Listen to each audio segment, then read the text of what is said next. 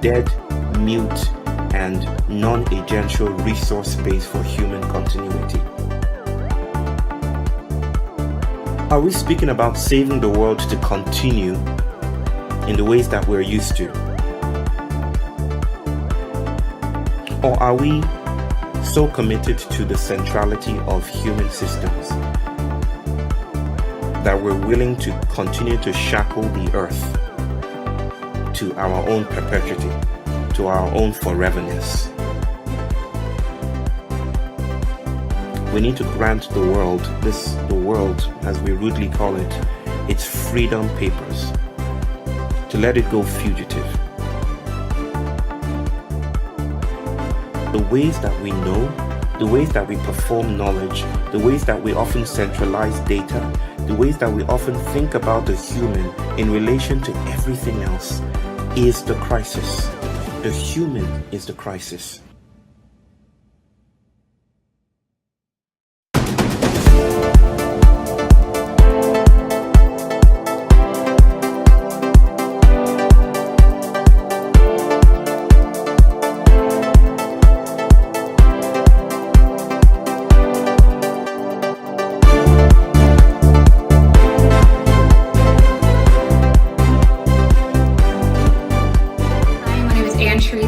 I'm a speaker, educator, and the author of the Climate Optimist Handbook.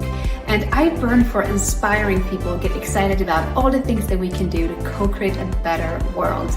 It is so important that we come together now and recognize the future we can have as long as we act. And therefore, my goal is obviously number 13, which is climate action.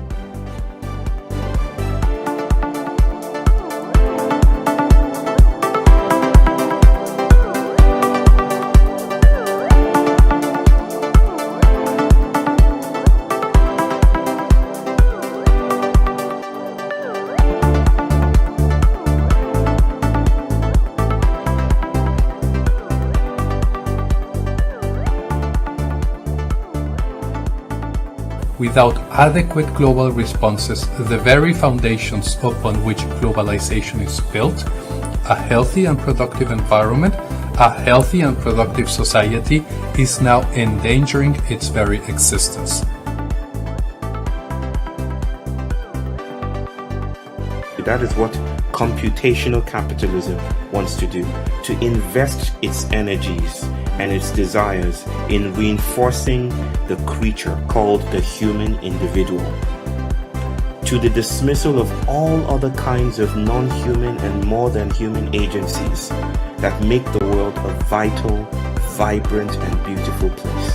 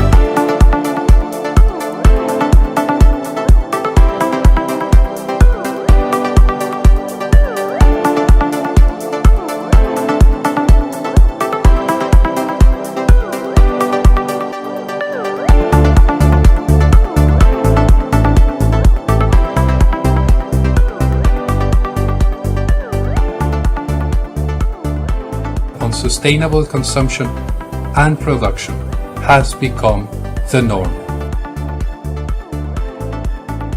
The traditional concept of globalization is challenged at every turn.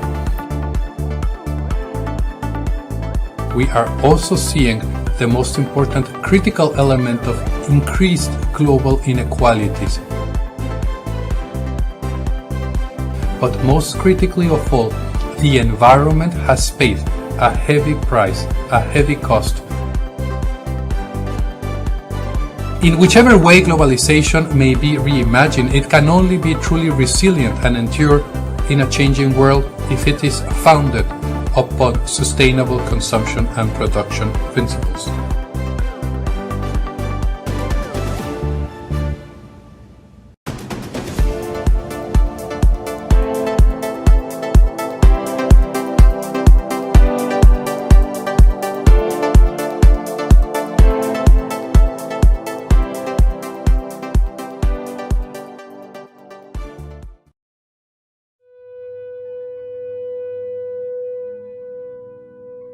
We can be. We must be the first generation to end extreme poverty. The generation Most determined to fight injustice and inequalities. The generation that saves the planet from climate change. And this is how it will get done. The global goals. a 15-year plan For everyone, everywhere. with no one left behind. We will live in a world Where nobody anywhere lives in extreme poverty, Where no one Goes hungry. where no one wakes in the morning asking if there will be food today. We will live in a world Where no child has to die. Diseases we know how to cure. and where proper health care is a lifelong right for us all.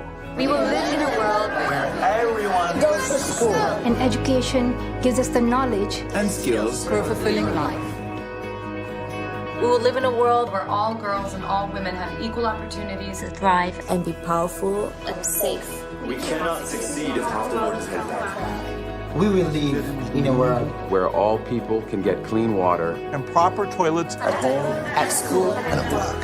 We will live in a world where there is sustainable energy for everyone. Heat, light, and power for the whole planet. Without destroying the planet. We will live in a world where economies prosper. A new wealth leads to decent jobs for everyone. And we will live in a world Where our industry, our infrastructure And our best innovations, Are not just used to make money, but to make all our lives better. we will live in a world Where prejudices and extremes of inequality are defeated Inside our countries and between different countries. where people live in cities and communities that are safe, progressive, and support everyone who lives there. where we replace what we consume. Planet where we put back What we take out of the earth. We live in a world that is decisively rolling back the threat of climate change. where we restore and protect the life in our oceans and seas. will restore and protect Life on land. The forests, Animals. the earth itself. With peace between and inside countries. Where all governments are open. An answer to us for what they do at home and abroad. And the justice rules. with everyone equal before the law. where all countries and we their people, Work together. partnerships of all kinds, To make these goals a reality. These are the United Nations global goals. for sustainable development. Let's get to work.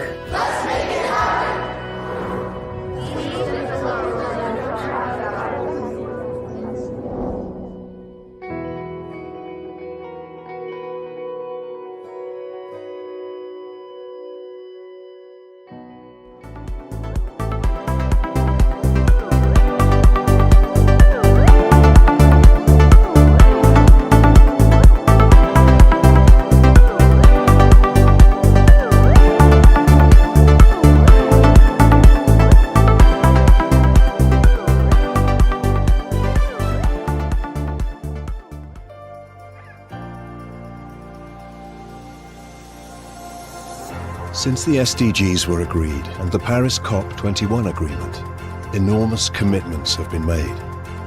In 2016, the world pledged $13 billion for the Global Fund for HIV/AIDS, tuberculosis and malaria, and $75 billion for the International Development Association replenishment. In 2017, a historic agreement was made for the world's oceans, as well as the Family Planning Summit and the Global Nutrition Summit. And in 2018, the Global Partnership for Education announced $112 billion. The goals have also been adopted by a wide variety of partners. The private sector is realizing the opportunity. Sustainable business could unlock more than $12 trillion. Up to 250,000 civil society organizations are working for the goals. And the UN itself is making historic reforms towards a new system, enabling country teams to deliver and report on results in line with national needs and priorities.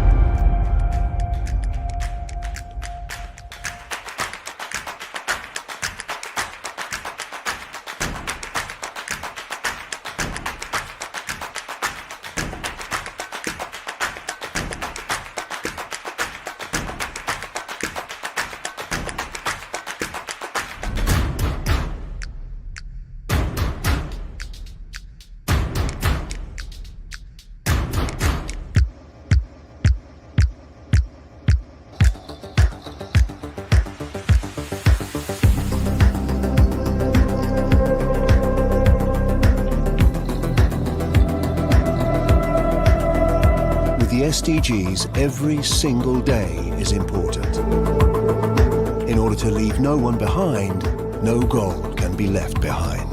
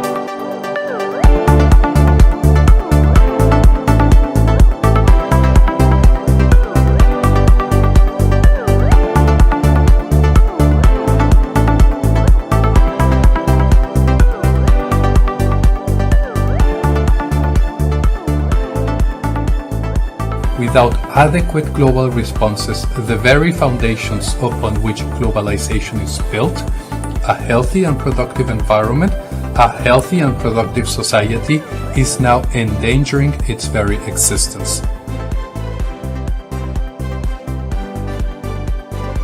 That is what computational capitalism wants to do, to invest its energies and its desires in reinforcing the creature called the human individual, to the dismissal of all other kinds of non-human and more than human agencies that make the world a vital, vibrant, and beautiful place.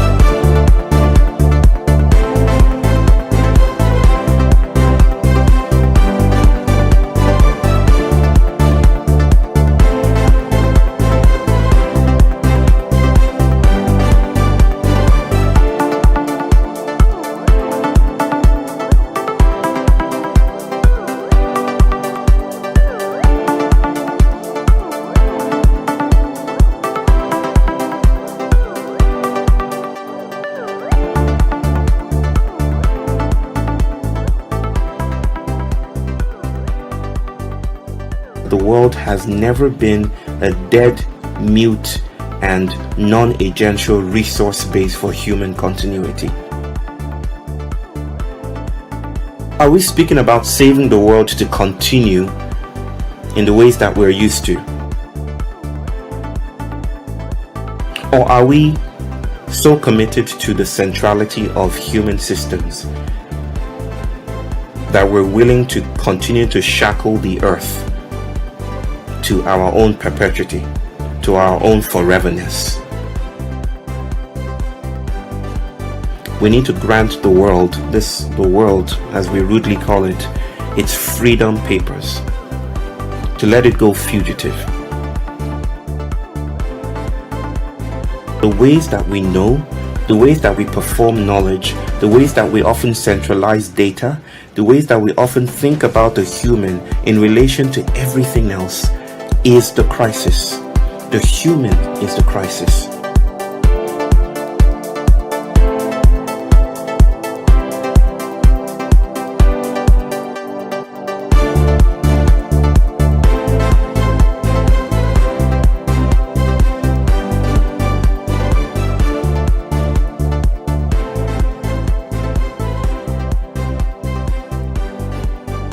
Without adequate global responses, the very foundations upon which globalization is built, a healthy and productive environment, a healthy and productive society, is now endangering its very existence.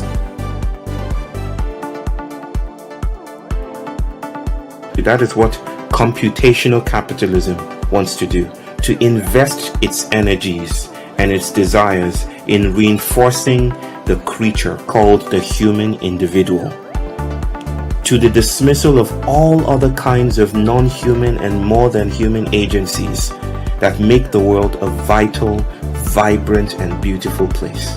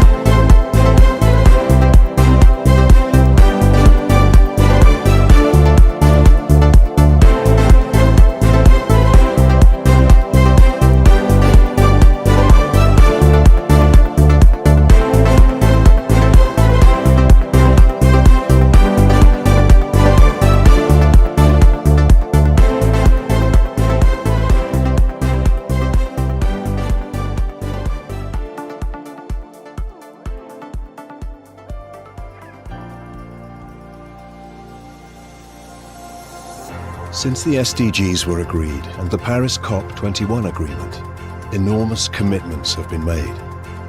In 2016, the world pledged $13 billion for the Global Fund for HIV/AIDS, tuberculosis and malaria, and $75 billion for the International Development Association replenishment. In 2017, a historic agreement was made for the world's oceans, as well as the Family Planning Summit and the Global Nutrition Summit.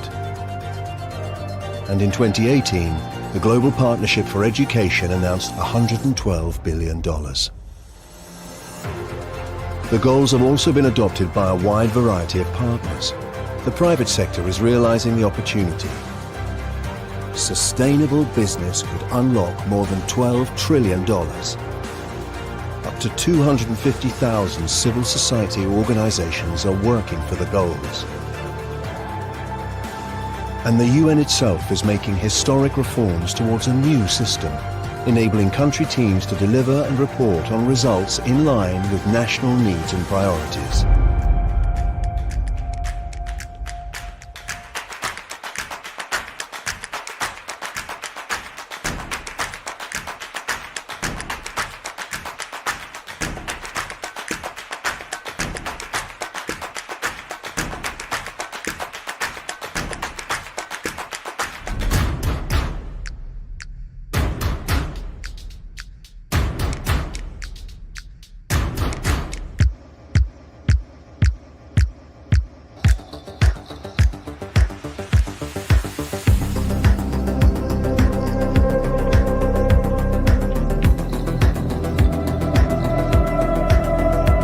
The SDGs, every single day is important.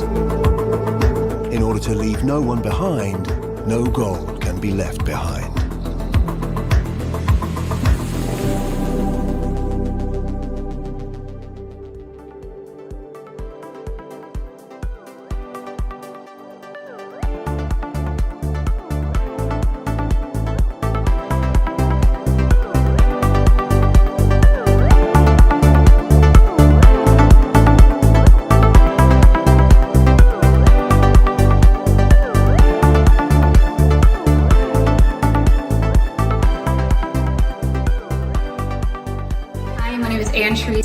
I'm a speaker, educator, and the author of the Climate Optimist Handbook. And I burn for inspiring people to get excited about all the things that we can do to co-create a better world. It is so important that we come together now and recognize the future we can have as long as we act. And therefore, my goal is obviously number 13, which is climate action.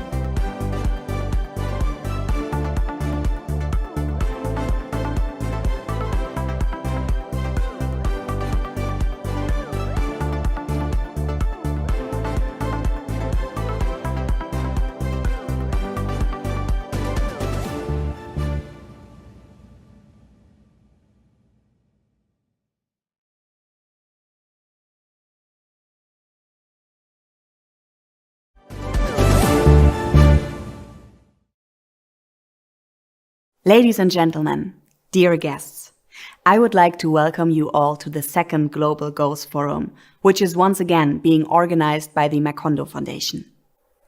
My name is Muriel Leonie Graf, and I will be accompanying you today through this exciting conference day. To be honest, the original idea was to celebrate with you. There are so many important anniversaries in 2022. 50 years of the Club of Rome and the Stockholm Environmental Conference, 30 years of the Rio process, and a 2030 agenda that was on a really good track. The emphasis, unfortunately, is on was, because the evil shadows of the past are back. War, hunger, inflation, rearmament, a new Iron Curtain. The 2020s are all but easy years. These are not the roaring 20s, but agonizingly slow 20s. There is so much we would have to do and should do, so many important things we will not achieve, so much sorrow where there should be joy. So, is the concept of the UN Sustainable Development Goals misconstructed, or did we just go about it in the wrong way? There is no right life and the wrong one. This sentence comes from the German philosopher Theodor Adorno. Applied to sustainability, it means that the global goals cannot thrive in a conflictive world. 3 years ago, at the first Global Goals Forum, we asked ourselves, 2030 agenda, are we running out of time? Today, we have to ask ourselves, what will happen to corporate sustainability in an entire world running out of time? And that brings me to the title and agenda of this conference. Together with you, we would like to address the questions of how we can rethink globalization. Despite the many uncertainties of our time, global trade will continue. The task of the next decade is to figure out who will set the new rules.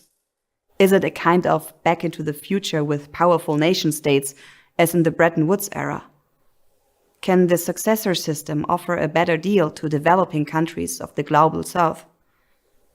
Might a new trade regime give more weight to climate goals, labor rights, public health, or the public provision of goods?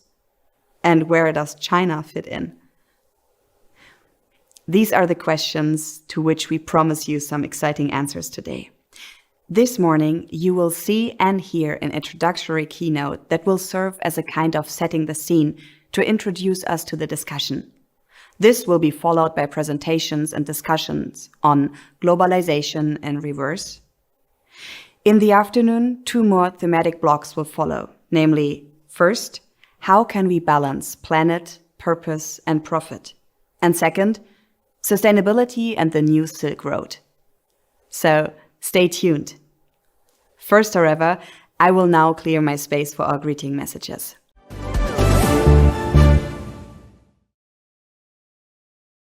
Wish Chair, Dr. Elmer Lenzen, Excellencies, Ministers, Permanent Representatives, wonderful friends, welcome to the Global Goals Forum 2022. My name is Jorge Laguna Celis, and I am the head of the One Planet Network hosted by the United Nations Environment Programme. We are, as a matter of fact, a global network of practitioners, policymakers, and experts working on achieving SDG 12. What is SDG 12 all about? It's about ensuring sustainable patterns of consumption and production. Today, I have the great privilege of delivering a few opening thoughts to help frame the critical themes of discussions we will be exploring across today's range of panels, dialogues on this year's theme for the forum, which has been set as Rethinking Globalization. I am very grateful to the Global Goals Forum organizing partners for providing me with this opportunity to address you all. Dear friends, if there was ever a point in our recent history where governments, business, society, and individuals needed to rethink globalization, it is surely now.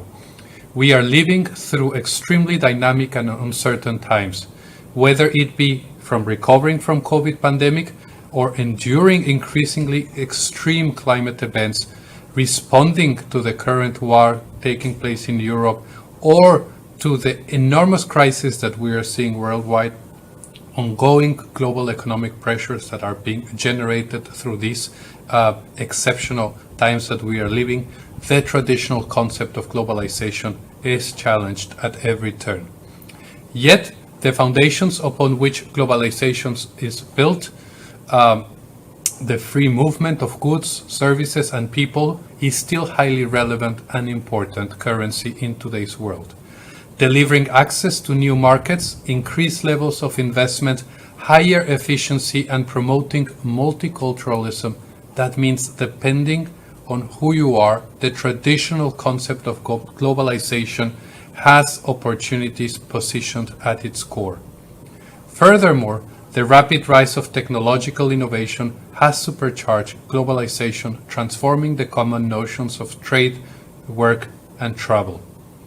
However, dear friends, in recent years we have seen some countries retreat from globalization in both spirit and practice, whether it be increasing trade tariffs, whether it be driving supply chain stagnation or lower levels of international investment, whether it be driving conflict also and political pressures. Some have argued that we are now entering a phase of de-globalization. I am sure that our panels today will discuss the issue of, is globalization in reverse? Are we questioning the fundamentals of globalization? We will unpack today these ideas further and understand what are the added benefits, the added value of globalization, but also the things that need to be corrected. Is it true that globalization in its traditional form hasn't been without its drawbacks? This question, we believe it has absolutely to be responded in the context of this forum. We all agree that globalization has not benefited us all equally. Local cultures and customs have sometimes become homogenized or forgotten. We are also seeing the most important critical element of increased global inequalities. But most critically of all, the environment has paid a heavy price, a heavy cost for our ambitions in terms of pollution, biodiversity loss, and climate change trends. Here are some sobering facts that I would like to offer to you today. The IPCC report now states that global temperatures are 1.2 degrees warmer than the pre-industrial average. This has resulted in measurable increases in disasters such as floods, extreme heat, more intense hurricane, and longer burning wildfires. These are putting human lives in danger. At present, the projected global emissions from national pledges place limiting global warming to 1.5 centigrades beyond reach. In a 2020 WWF report, we have learned that the world has seen an average of 68% drop in mammal, bird, fish, reptile, and amphibian populations since 1970. This data is further strengthened also by the United Nations International Panel on Biodiversity and Ecosystem Service. We are seeing the natural capital of our world, our common home, dwindling in an extremely fast manner, coinciding as well with the rise of globalization. So we have to take these sobering facts into account. Now, it would be unfair to say that this negative global environmental picture is due solely to globalization. But what this bleak outlook shows is that without adequate global responses, the very foundations upon which globalization is built, a healthy and productive environment, a healthy and productive society, is now endangering its very existence. So, if the old model of globalization is no longer fit for purpose, for a present and future defined by sustainable development, is it the option to abandon completely? I don't think so. What might be the next iteration of globalization to look like through the power of digitalization, through the emergence of increasingly interconnected markets, through the predominance of global value chains, through the fact that social media and increased connections that we see across the world driving cultural messages, also driving hints that create consumption and demands. What would these important factors impact our mode of living and the future of globalization? The discussions, therefore, and dialogues today will help feed into the ongoing conversation, trying to address that question. But for now, I will briefly share one theme I believe must be at the heart of any form or evolution of globalization that serves people and planet. This is sustainable consumption and production. Dear friends, ever since the Industrial Revolution in the 18th century, the way individuals and societies have consumed and produced goods has largely been based on a linear make, take, and throwaway approach. This practice has required the exploitation of vast natural resources and the natural world more broadly to fuel production of goods that are often short-lived and are not made to be reused or recycled.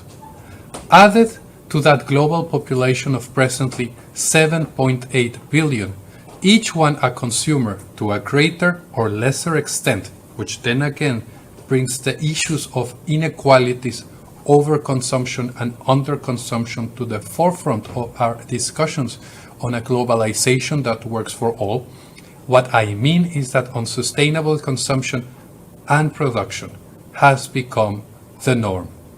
In fact, according to the United Nations, sustaining current levels of consumption and production requires the equivalent of nearly 2 Earths in terms of resources.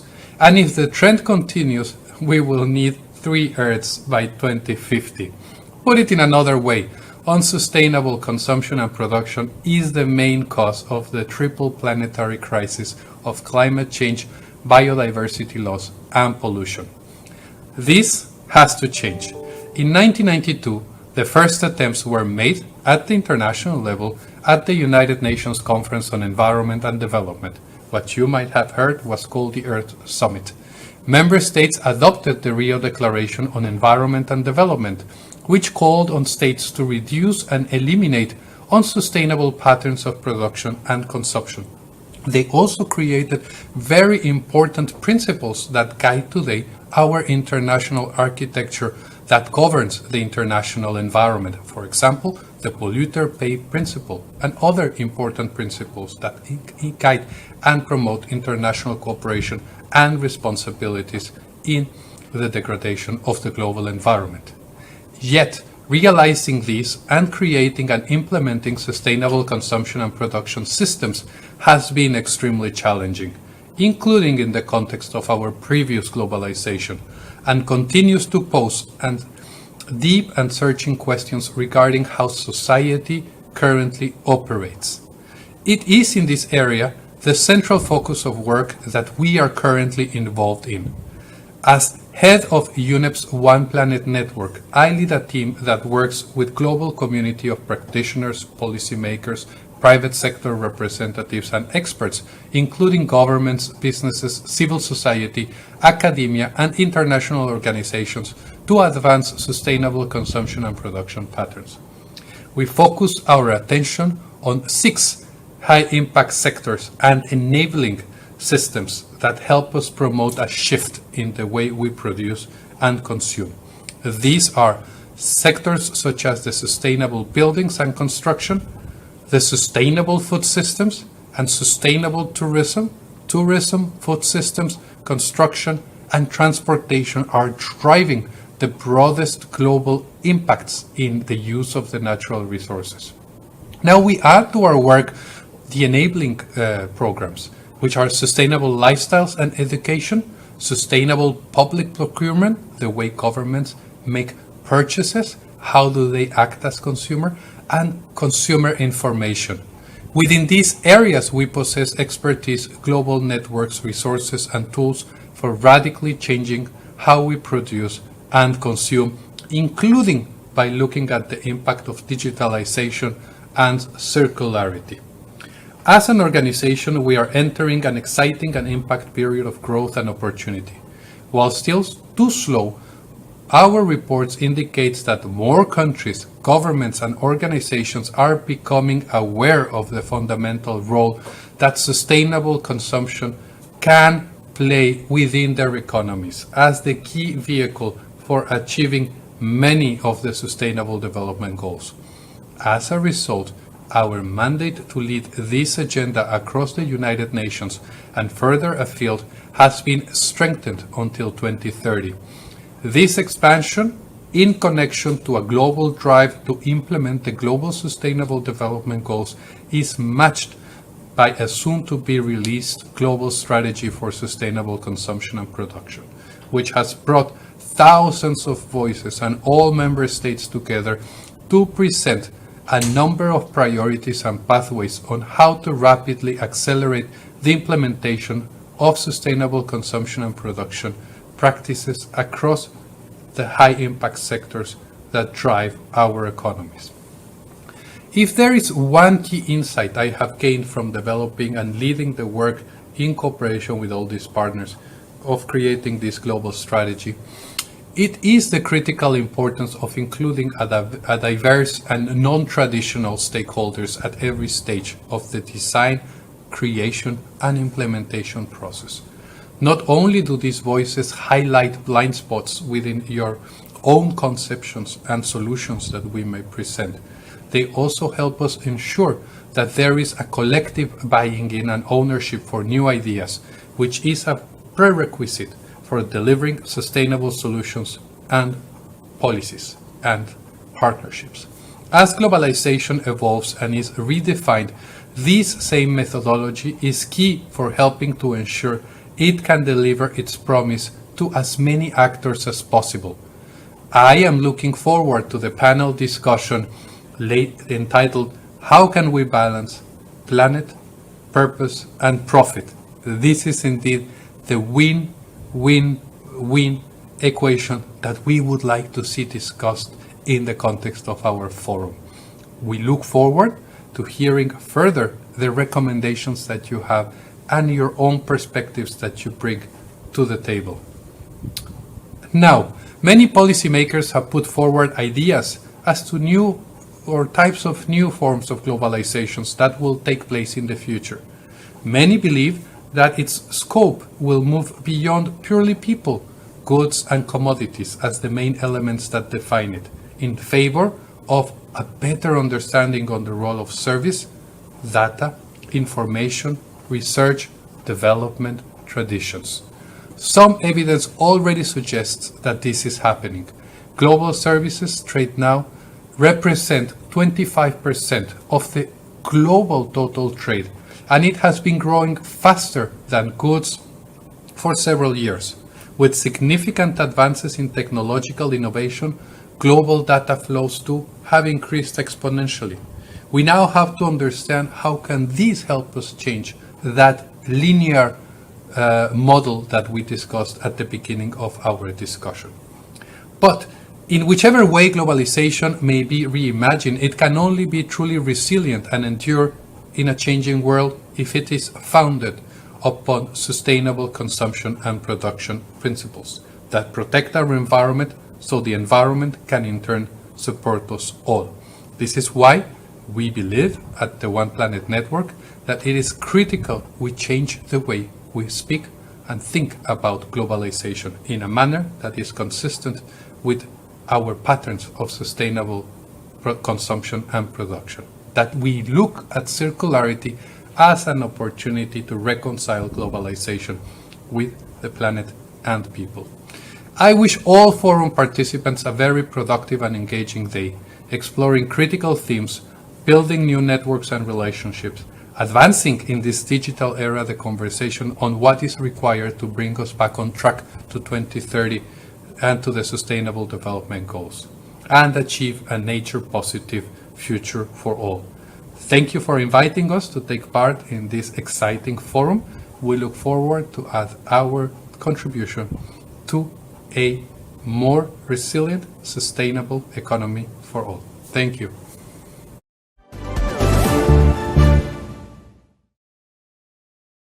Dear ladies and gentlemen, on behalf of the Macondo Foundation, I would like to welcome you all to the second Global Goals Forum. At the first conference in 2019, I remember UN Secretary General Antonio Guterres speaking in his greeting note, hopefully of a decade of action. The 2020s should become the decade in which the Sustainable Development Goals, also called Global Goals, would successfully be implemented, in which global warming could be limited and human rights would become not just a declaration, but a reality. Well, that was the match plan for the 2020s. But everything turned out differently. COVID-19, wars, inflation, and other crises have consumed the global sense of unity. We are no longer reaching out our hands. We turn our backs on each other. Our future is VUCA, volatile, uncertain, complex, and ambitious. This is what we're going to discuss in this conference, and to be honest, I think we shouldn't be surprised by this development. The signs of time have been pointing out to a storm for quite a while. The idea of increasing and never-ending growth and prosperity in a global economy was an unexpectedly false dream. We see this clear today, but we hoped to avoid this. But since COVID-19 pandemic and the war in Ukraine, we are not only talking about efficiency and profitability, but also about security. Be it the security of supply chains, health protection, or national defense. Globalization does not proceed in a linear process of ever more, ever further, and ever faster. Instead, globalization proceeds in waves. Peaks alternate with setbacks, or even a complete standstill. The benefit of globalization through the freer flow of money, people, ideas, and trade are many. But what we see, instead of a fair world, we live in a globalized world characterized by disparities in wealth, debt, political recession, and imbalances. So quo vadis globalization? From my point of view, I think 5 trends will be particularly important in the future, and I would like to introduce them briefly. I believe that today during the conference we will have a lot of time to discuss this, and the panels will also focus on some of these aspects. So what are the trends? First, geopolitization instead of economization. What does it mean? I think we observe that more and more countries are trying to reduce so-called critical dependencies in their economic relations. Risks of globalization are being re-evaluated and dependence on commodity markets drastically reduced wherever possible. We see clearer than ever, dependency are always accompanied by potential political blackmail. Ultimately, this translates into higher costs and inflation. Maybe this is the political price. Second, block trade instead of world trade. I think this ties in what I have said already. More and more countries are looking not only on economic aspects, but also on geopolitical considerations in their foreign economic relations. So punitive tariffs or sanctions will therefore become more and more common. The international consequences will be many. Trade conflicts, withdrawal from international organizations, and the decline of multilateralism.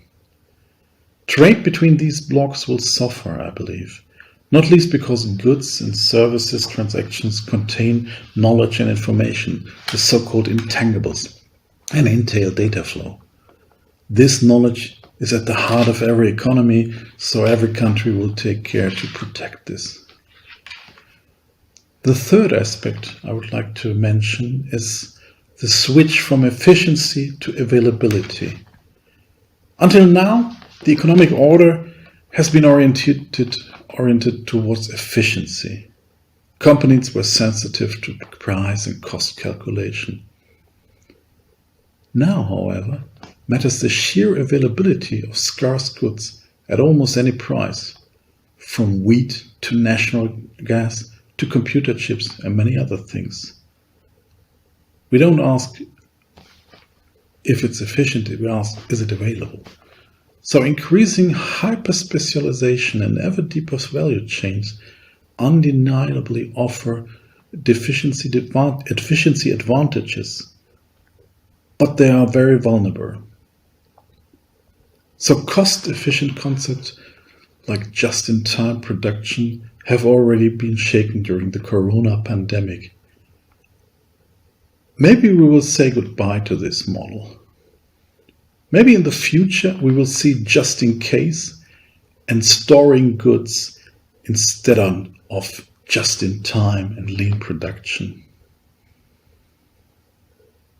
The fourth aspect, which will be important in the future, is something we are debating in political context. It's the challenge between democracies versus autocracies. What does this mean? I think in the face of growing challenges, we in the Western Hemisphere are increasingly observing fragmentations of our societies. city against country, poor versus rich, young against old. The question is, are Western democracies too slow to cope with crisis? And do authoritarian systems do it better? The answer to this question is central to the further course of this century, because it's about hegemony. Hegemony means dominance. In other words, it's about the question of who ultimately determines how the new world order will look like, or what value orientation ultimately prevails. Is it our Western liberal model? Is it another model? Is it an authoritarian model? A paternalistic model? So we have very different models right now on the market, to say so, and it's not so clear what really will win at the end of the day. But this then also shows the way forward for global issues such as climate change and human rights and the rule of law. They all depend on the question what kind of political system and model will make the race. And this brings me to the last point. Multipolar instead of multilateralism is the catchword.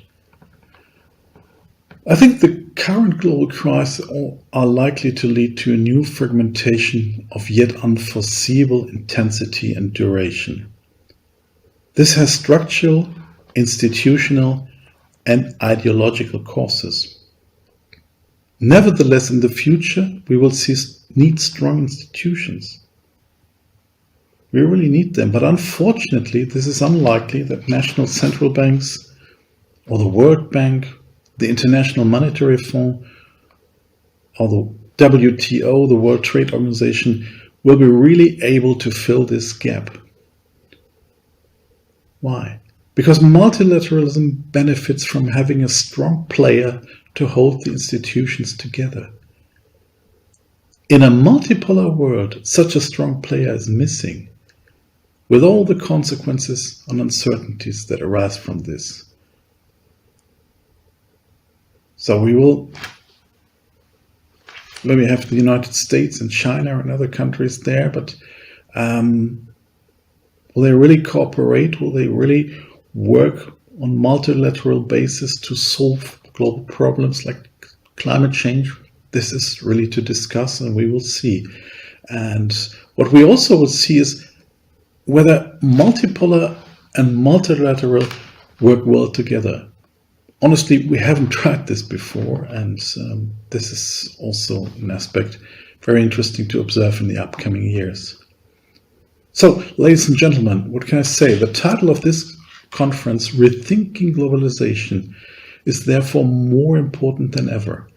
I'm delighted that you are our guests today, and we have fantastic speakers, and we have a great moderator, great introductions to all these parts, and I wish us all an exciting discussion. I wish us all good insights, and thank you very much, and enjoy. Muriel, I'm handing the mic over to you again. Thank you.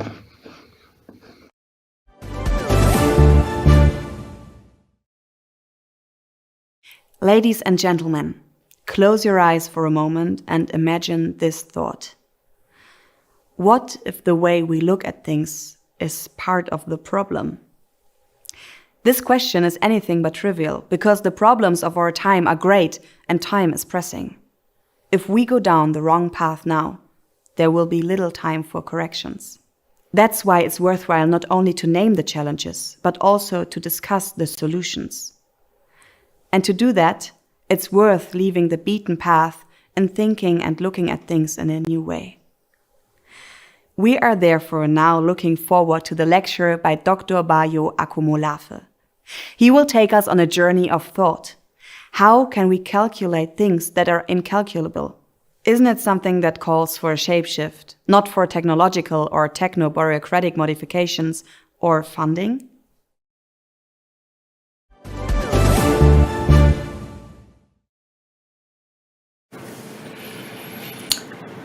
Hello, my name is Bayo Akomolafe, and I am grateful to be part of this urgent conversation about saving the planet and meeting contemporary sticky issues about how do we respond to the crises of our times.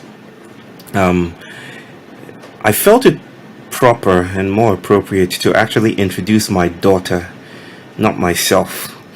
She's not here right now, but she's 9 and she's this amazing philosopher, 9-year-old magical philosopher. The reason I introduce her to you specifically is because I came home recently. My wife and I just arrived home here in India, where we make a living, only to see that the walls, the entrance to our home, had been papered over by posters she had made announcing "Save the Earth." I wish I could show you pictures. We didn't tell her to do this. This was not an assignment or anything. She's largely unschooled. We have this self-directed educational project with her, but we had not had a conversation about this. But we came home to find posters of turtles with plastic in their beaks, their mouths, dead animals, and a very, very gloomy, desperate picture of a burning planet. And she wrote and typed out and printed, wasting a lot of paper, saying, "Save the Earth. Do you want for your children, do you want for us and my generation to live in a world that no longer exists?" And it was such a powerful thing to see. And she had it taped everywhere on the wall. She also had a little tray, a toyish tray, just a few inches wide, stapled to the door. And this was her solution to climate chaos. She said, "Everyone put your plastic in here." And she's utterly convinced that everyone who comes and places a little bit of trash in that little tiny, seemingly insignificant tray would be doing the whole world a lot of good. I had a lot to think about this. Of course, we're proud of her and her incipient activisms. But I had a lot to think about the idea of saving the world and the inherent tensions and intensities in this idea of saving the world. Of course, the first thing I would note, just to get this out of the way, is the absurdity of offering a small tray, to address the world's problems. And I wonder if meeting the absurdity of chaos with the absurdity of a resolution, or an absurd approach, an awkward approach, isn't the invitation here. But I digress. The thing that really struck me about that event, which only happened yesterday, of the announcement to save the earth, to save the planet, which shares a name with this gathering, this convening, is the problem that is associated with saving the earth. And let me put it this way, that my daughter is, as I've come to introduce her to you already, she loves to create things. If you give her a room with a stack of paper, she would probably make a tiny object out of those pieces of paper, but she would leave rooms of trash in her wake. One day she invited me to see what she had created, and as I came round to seeing what she had created, she was excitedly showing me this thing that she made, some kind of paper figure. And then I asked her, I think this is not flattering to me or my fatherhood, but I could not help but notice the mess she had made, and I could not leave that behind. And she wanted me so desperately to celebrate what she had invented, But to my own chagrin, to my own embarrassment, I focused squarely on the mess she had made, and I could not help but say, we have to clean this up. In a way, I feel that we're, one might say, making the same mistakes with regards to the issues of our time, especially within the paradigm that invests so much in the messaging around saving the planet and reversing the tide of ecological destruction. I feel we're not paying attention to what geologists might call the Anthropocene. I feel we're not paying attention to what the Anthropocene is doing or what it wants to do. And in failing to attend to that, we are inadvertently and ironically feeding the crisis, even with our attempts to save the planet. I could explain it this way, that the Anthropocene wants to create a flattened world of mastery. It wants to rationalize the world, to dismiss its wildness, to privilege the human as the agential core of the planet. That is what the Anthropocene wants to do. That is what computational capitalism wants to do, to invest its energies and its desires in reinforcing the creature called the human individual, to the dismissal of all other kinds of non-human and more than human agencies that make the world a vital, vibrant, and beautiful place. And in so doing, in creating these paradigms of safety, in creating a sensorial monoculture, in creating distance between us and the world, and in investing, I think of the Anthropocene through the Enlightenment, the 19th century project that created the man, the human, this colonial enterprise. In investing so much in the human as a territory of acting, what the Anthropocene does, it creates distance between us and the world.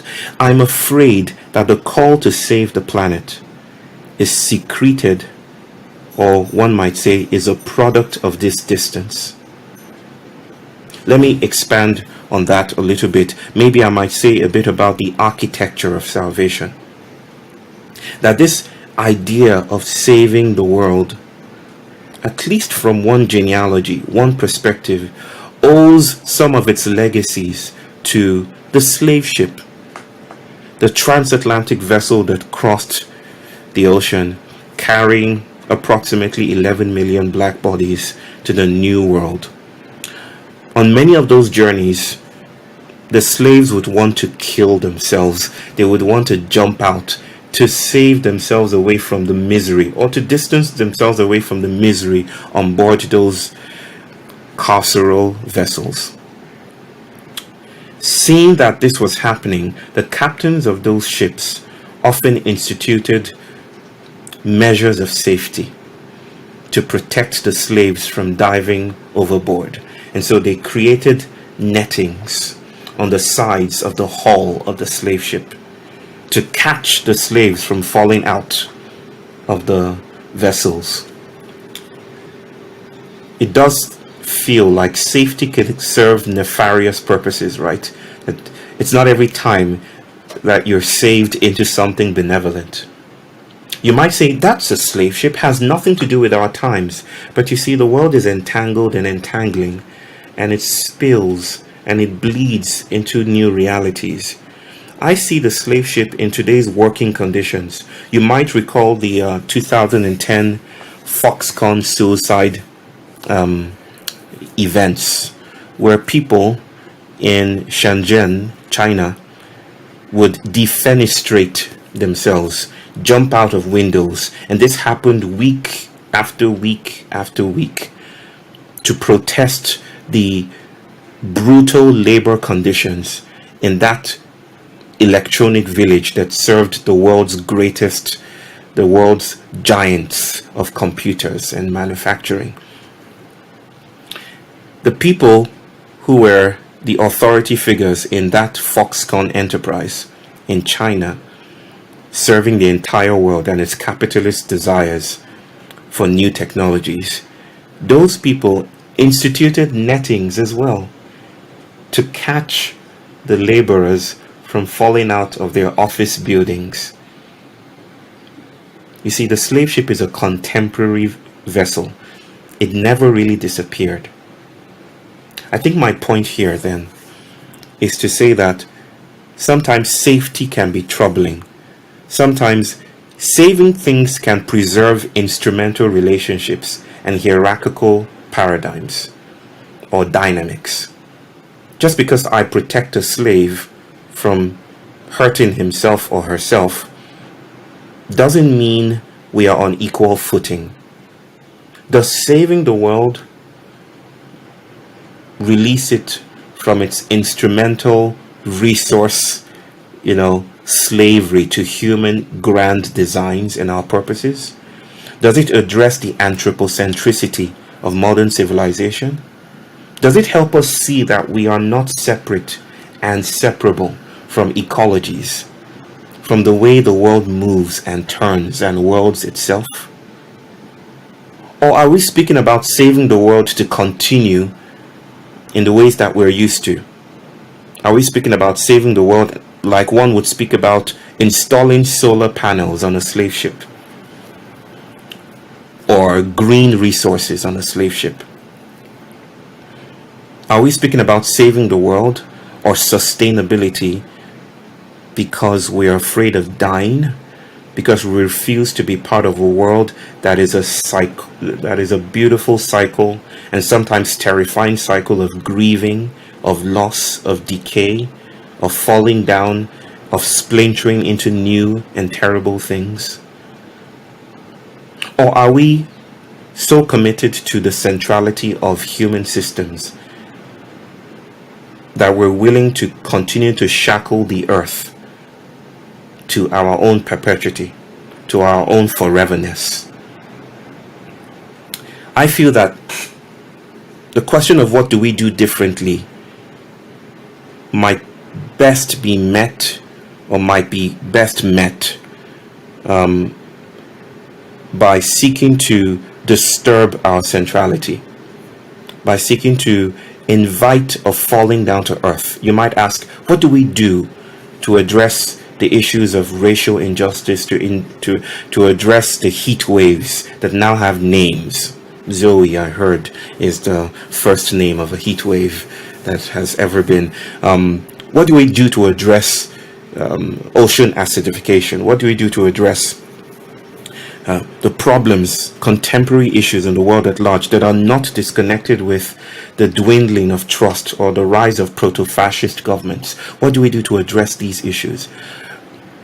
I would say we need to listen with the world.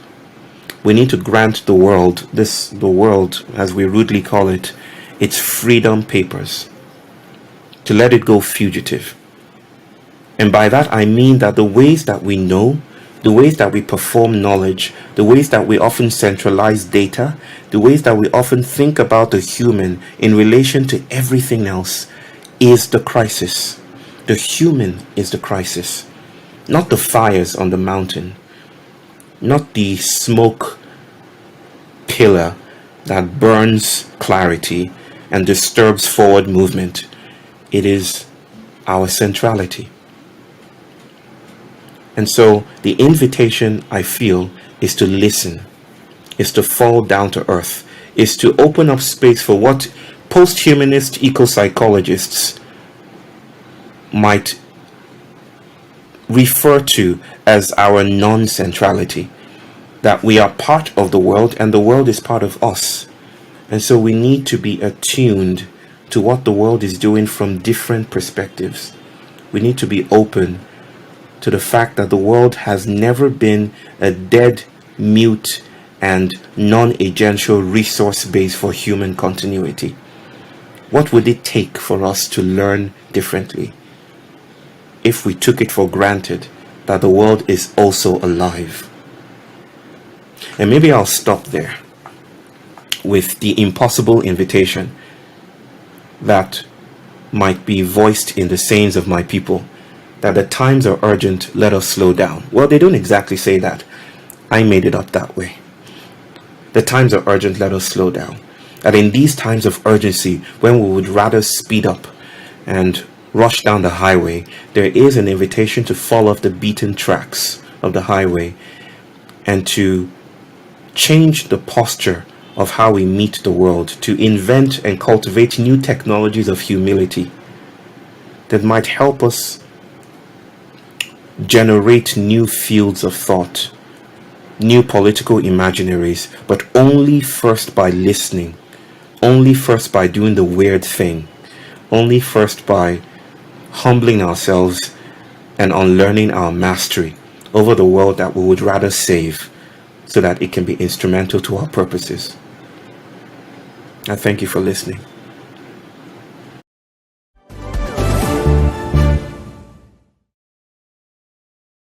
Before we continue with our program, please allow me to make 2 brief points.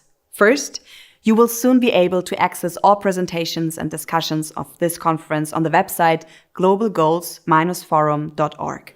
Second, of course, I would like to recommend the corresponding yearbook with many additional and in-depth texts. You can find the free download and e-paper links on the website globalgoals-yearbook.org. If you like our content, please tell others about it. Whether it's in virtual or analog space, share and spread our content. Everything is offered free of charge, because knowledge is the only resource that multiplies when shared. See you later. And now, here's an exciting short film about the contents of this year's Global Goals Yearbook.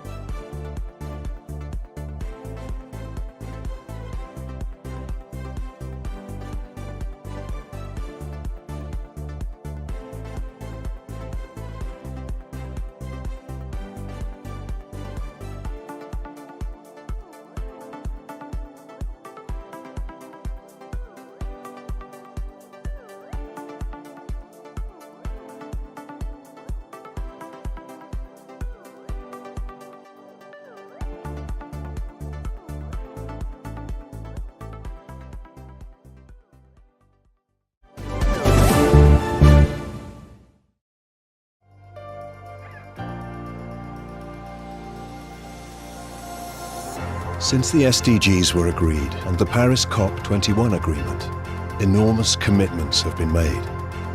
In 2016, the world pledged $13 billion for the Global Fund for HIV/AIDS, tuberculosis and malaria, and $75 billion for the International Development Association replenishment. In 2017, a historic agreement was made for the world's oceans, as well as the Family Planning Summit and the Global Nutrition Summit. And in 2018, the Global Partnership for Education announced $112 billion. The goals have also been adopted by a wide variety of partners. The private sector is realizing the opportunity. Sustainable business could unlock more than $12 trillion. Up to 250,000 civil society organizations are working for the goals. And the UN itself is making historic reforms towards a new system, enabling country teams to deliver and report on results in line with national needs and priorities.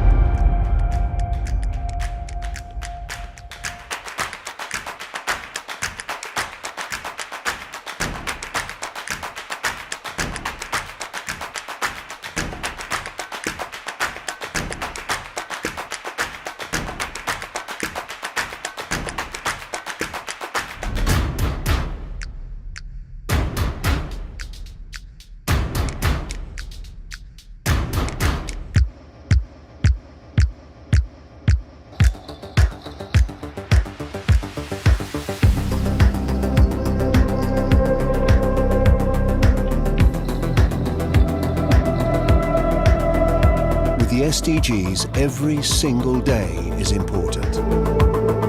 In order to leave no one behind, no goal can be left behind.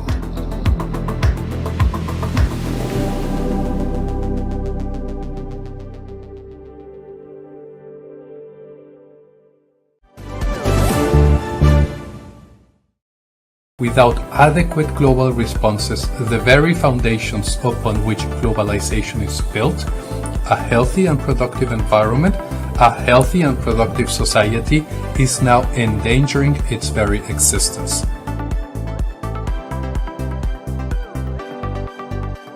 That is what computational capitalism wants to do, to invest its energies and its desires in reinforcing the creature called the human individual, to the dismissal of all other kinds of non-human and more than human agencies that make the world a vital, vibrant, and beautiful place.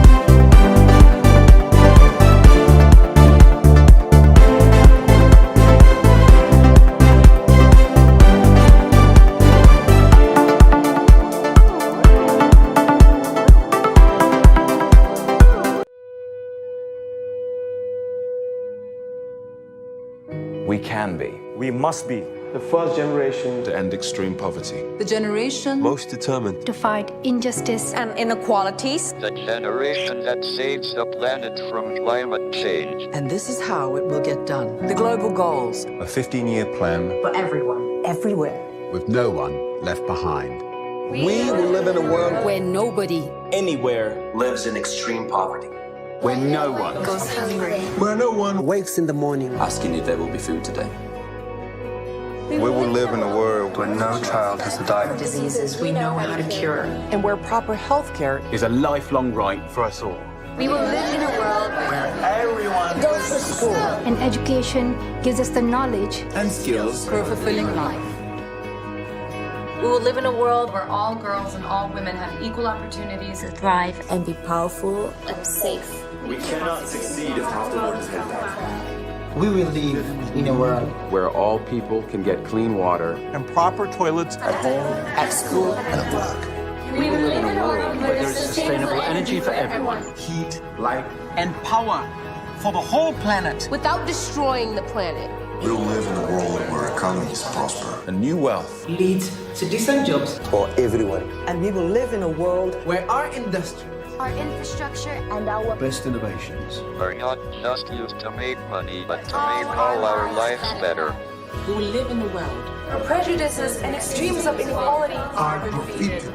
Inside our countries. And between different countries. where people live in cities and communities That are safe, progressive, and support everyone who lives there.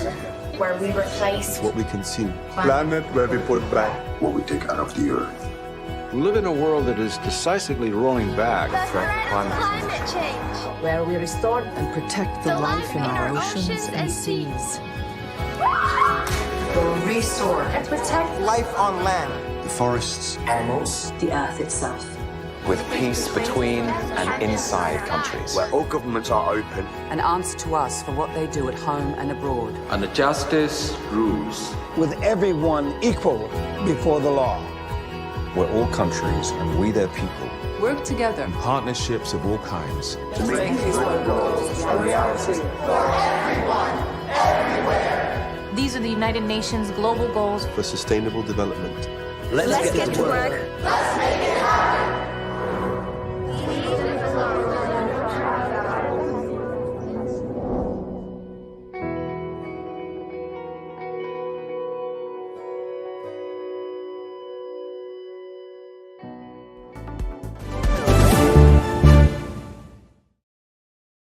Globalization is dead, killed by the rise of China, the supply chain catastrophe, the COVID pandemic, Russia's invasion of Ukraine, and the fact that free trade often served only the financial elites. This is what Bob Kuttner says in the current Global Goals Yearbook. You may or may not agree with this gloomy position taken by Bob Kuttner in the current Global Goals Yearbook. But one thing is for sure. The future will not be a continuation of the past. What should the next trading system be? Who will have the competence to solve problems in the Anthropocene? Does multilateralism work in a multipolar world? What are the implications for the 2030 agenda? This is what we are going to discuss in the next 2 hours. A technical note: if you have questions during the discussion and would like to ask the panelists, please use the chat function on your browser. Email us at mail@macondo-foundation.org. We are collecting your questions and will try to respond to as many as possible. Today's moderator is someone who is kind of a veteran of the Global Goals Forum. Richard Roberts was with us last time, and it's good to see you again, Richard. He has a lot of experience in journalism, even more experience in sustainability, and also an interest in opera and music. Robert, that's good. So, together with your guests, you can explain to us why we're hearing so much dissonance and discord out there in the world right now. But before that, we'll hear a keynote from Michael O'Sullivan, who will talk about the key challenges of globalization. Mike is the author of The Leveling: What's Next After Globalization? He says that one problematic factor is that there is no central body or authority to shape future globalization. More on this now from Michael O'Sullivan in his keynote address. Afterwards, he will also take part in the panel discussion. First Mike, then Robert. The floor is yours.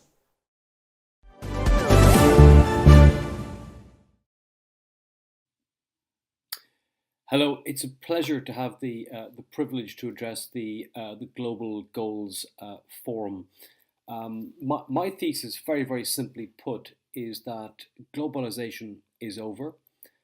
This is an incredibly urgent development in world affairs, in economics, and that the world order effectively over the next 10 to 15 years is passing from this era of extraordinary peace and prosperity to something new. And what I'll try and do maybe in the next 20-25 minutes is give you some reasons for why I think globalization is coming asunder, where we're going, and what the potential end point is. Just to preface my remarks, the end of globalization is a potentially gloomy topic, and I don't mean to be gloomy. I am resolutely in favor of globalization because it was a period in world affairs where billions of people were raised out of poverty. We've had so much innovation. It was in general a period of great peace. So we should lament its passing, and we should do everything we possibly can to make sure that the next 10, 15 years and beyond resemble this period of globalization in terms of the positive factors. But at the same time, I think we have to confront the fact that this period is now over. And what troubles me somewhat is, we've just had 4 or 5 months ago, we've had events like the World Economic Forum, where people are only just beginning to get to grips with the fact that globalization is ending. And I find many people, policymakers, corporate leaders, etc., are in denial. And I really want to push the urgency of this. If you look today, all of the positive factors associated with globalization, very low inflation, low interest rates, peace, all of those have been violently reversed in the course of 2022. We've had record high inflation for the last 4 decades, from countries from Germany to Sri Lanka across the US. Interest rates are rising, and of course we have the savage and tragic invasion of Ukraine by Russia. So this thesis is being tested in a very, very hard way. Just for a bit of background, my own fascination, or now obsession, with globalization goes back a long time. I grew up in Ireland, and around 1990, Ireland, which had a very pedestrian economic history, started to change quite dramatically. The GDP began to pick up. We saw massive foreign investment, and that began a period of quite dramatic change in Irish society and in the Irish economy, which I think has become well known around the world. And that spurred my fascination for the effect of globalization on small open economies in particular. Wrote a couple of books about this, and have kept a track on globalization ever since. And where we are today, I think, is we're coming to the end of that period of prosperity. And to me, globalization really has meant a world that is interconnected, that's interdependent, and if you like, that is, I think, in some kind of harmony with this kind of state of affairs. And that interconnectedness, that interdependence, is now beginning to unravel in a chaotic way. Perhaps the best illustration of that has been the effect on supply chains during 2021-2022. Globalization had managed to persist for some 20 or 30 years. We've had periods of extraordinarily long expansion in terms of the business cycles. It has been tested along the way. The global financial crisis, in my view, was a test of the excesses of financial globalization, and a lot of the side effects of that have scarred economies in Europe and beyond over the course of the last 10 years. And what we've begun to see, maybe in the last 5 years, is that we've had more tests of globalization, and the greater the number of tests we've had, globalization or the world order has begun to come asunder. One of those tests was Brexit. The other was the election of Donald Trump in the States. And in both of those countries, there's a very interesting parallel. The first wave of globalization in the 19th century was led by Britain. The recent leg of globalization was led by the US. So globalization effectively has been an Anglo-Saxon phenomenon. And what is interesting is that the two big Anglo-Saxon countries have actually done little to spread the benefits of globalization. If we go back to my example of Ireland and other small advanced economies, Switzerland, Sweden, Singapore, New Zealand, they're all very exposed to globalization, but in general, they don't have problems, for example, such as inequality or wealth inequality, because they're very alert to globalization, to the imbalances it causes, and they use their tax and social welfare systems to spread its benefits across society. And that's been much, much less the case in the UK and in the US. In the US, wealth inequality is egregious. It's the most extreme on record. If you go back and look at wealth data, even back to the 1920s, I've gone back as far as the Roman Empire, and I couldn't find data in terms of income inequality that would match what we're seeing in the US today.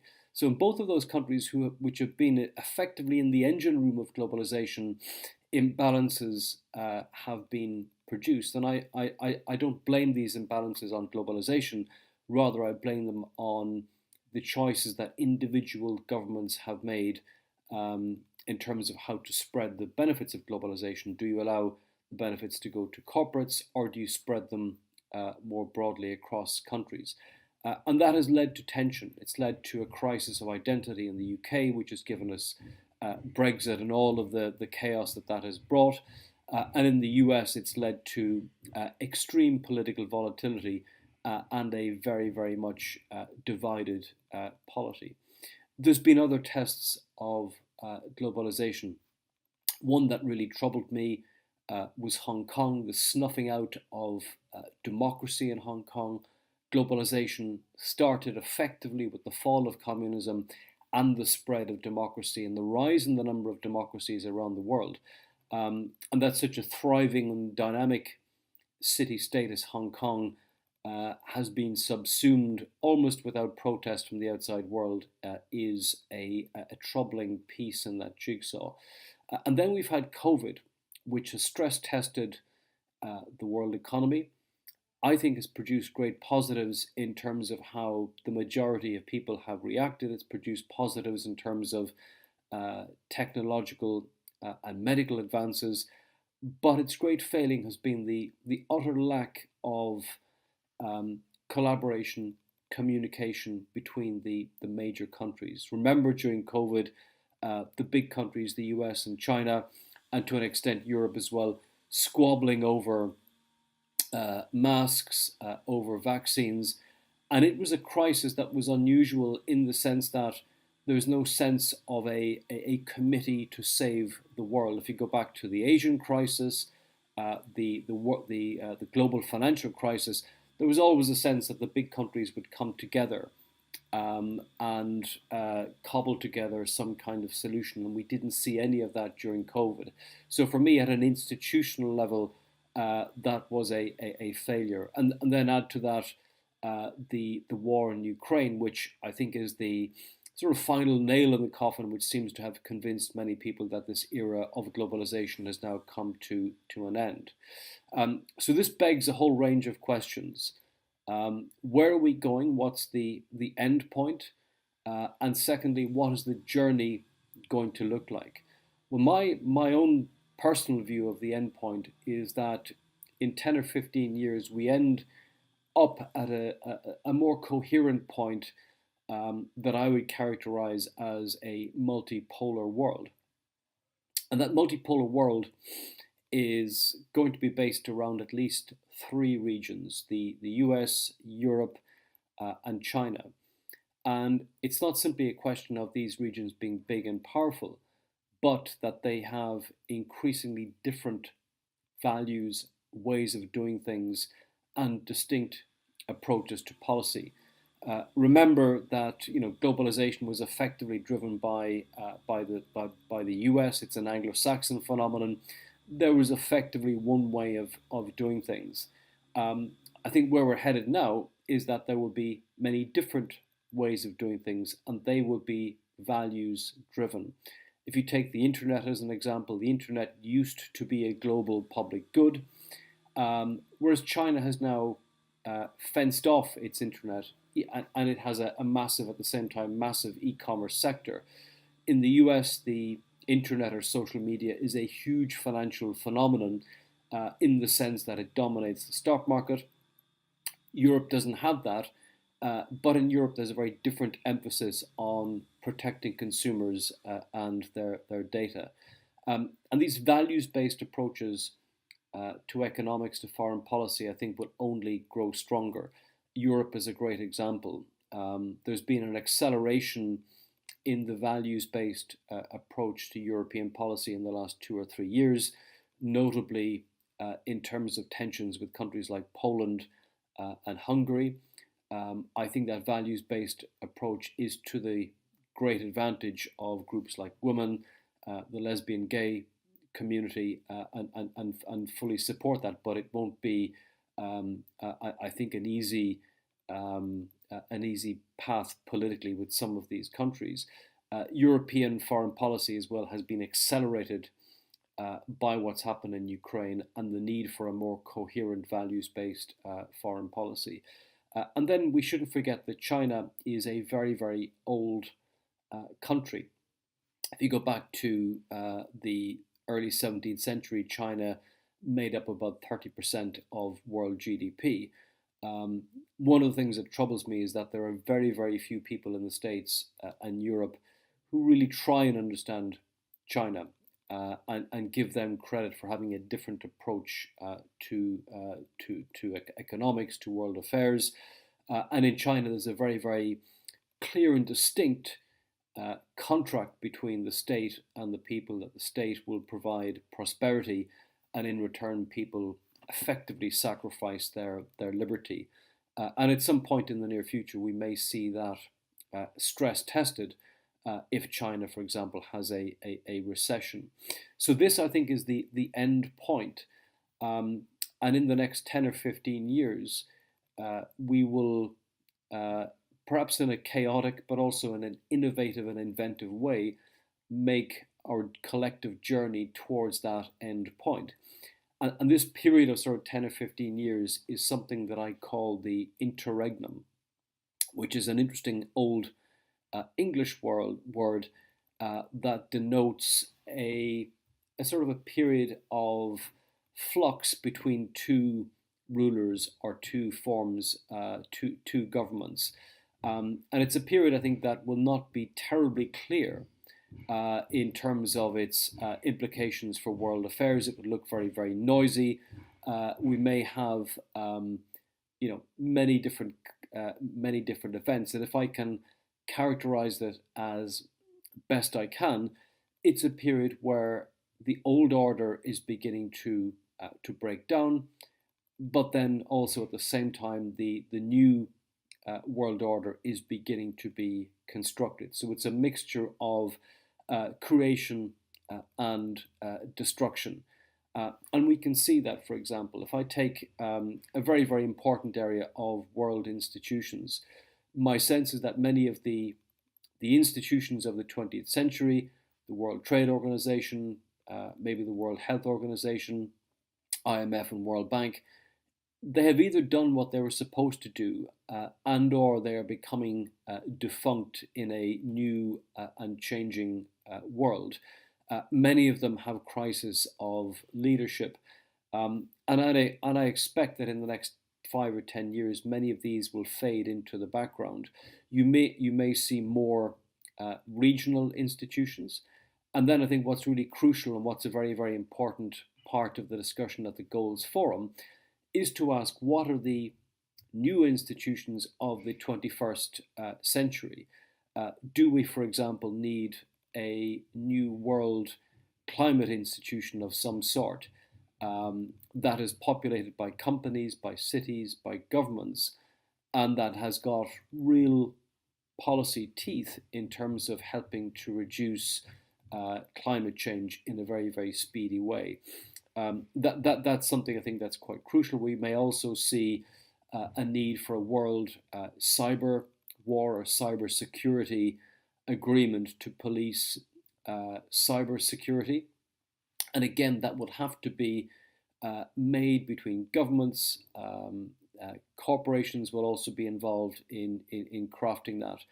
And there's many other things I think that can come to the fore. The World Health Organization could, for example, be maybe supplanted by or aided by something like a World Mental Health Organization. So my point is that in the 21st century, we are going to have many new problems. Most of them will be spurred and driven by technological advances and the need to marshal those so that they don't impact humans in and society in a negative way. And I think the really exciting part of maybe the next 10 or 20 years will be the fashioning of these institutions and crafting ways in which the big poles can collaborate and also give voice to the many other populous countries in the world, from Nigeria to Bangladesh to Indonesia. I think there's a range of other things to bear in mind as we go forward. One, as an economist, that strikes me as being quite pertinent is the business cycle. Very, very dull topic, but we've been spoilt over the last maybe 20 or 30 years in that we've had 3 of the longest business cycles in the history of the world economy. We've had 3 business cycles, expansion business cycles of nearly 9 years in each case. And that's simply extraordinary in the scheme of world history. Typically, business cycles have been much more staccatoed, much shorter. And I think for a whole variety of reasons, the reappearance of inflation, rising interest rates, disruption of many industries by technology, the return of the inventory cycle, and indebtedness, I think we're going back into a world of shorter business cycles. That sounds very academic and very boring, but if you're running a company or a startup, that is absolutely germane and fundamental to your planning and how you structure your enterprise. A third factor I want to emphasize, which again I think is important in the context of the forum, is the idea of imbalances. One of the reasons that globalization has come to an end is that it and all the other activity associated with it have created various imbalances as they have gone along. And I think the next 10 years will really be driven by the reduction of these imbalances. And I think for policymakers, they will spend most of their time dealing with these imbalances until we get to sort of the end of this interregnum period. And what do I mean by this? Well, there's at least 2, maybe 3 imbalances that are top of mind for me. One is indebtedness.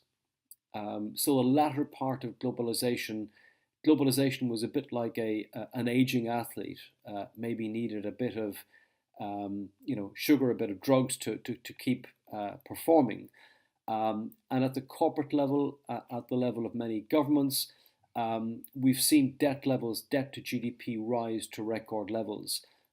In aggregate, world debt to GDP is as high now as after the Second World War, and then the next peak is going back to the Napoleonic War. So that will put things in context, and that debt will have to be reduced. Inflation's not a good way of doing it. Growth is the best way. And I suspect that for the next maybe 5 or 6 years, given that interest rates are rising, you'll see a lot of governments and corporates try and pare back that debt.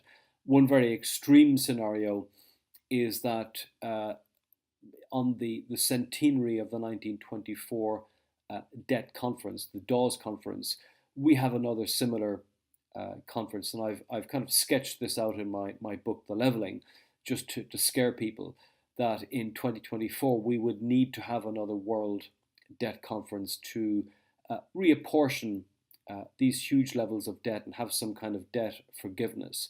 I think we'd need a pretty dramatic crisis to get there. But once that happened, I think that would kick off another wave of massive financial innovation and deepening of financial markets, particularly in China and Asia. And if you look at the chart of debt to GDP and how it's risen over time, what is actually quite interesting is that the temperature of the world, of the climate, has risen in tandem with it. You will all know that of the 10 hottest years on record, 9 of those have been in the last 10 or 11 years. We'll all know that the almost on a monthly basis now, somewhere around the world, new records for climate extremes are being set, and we are seeing more physical evidence of climate damage. And it's no surprise that this comes at the end of a period of huge economic growth, of a rise in prosperity, a rise in urbanization. And again, this is the big challenge of our time. And I don't think it's a challenge of science. I think the scientific evidence is unambiguous. I don't think it's a challenge of innovation. Around Europe, I see many innovative companies doing things like carbon extraction. And I think one of the most exciting areas in innovation technology is in the green economy.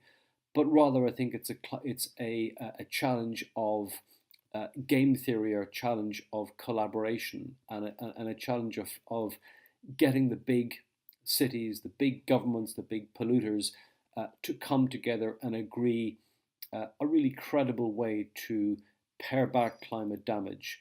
And we haven't seen that. And my pessimistic self says that we would need a crisis or several mini crises around the world, be it in the form of drought, forced migration,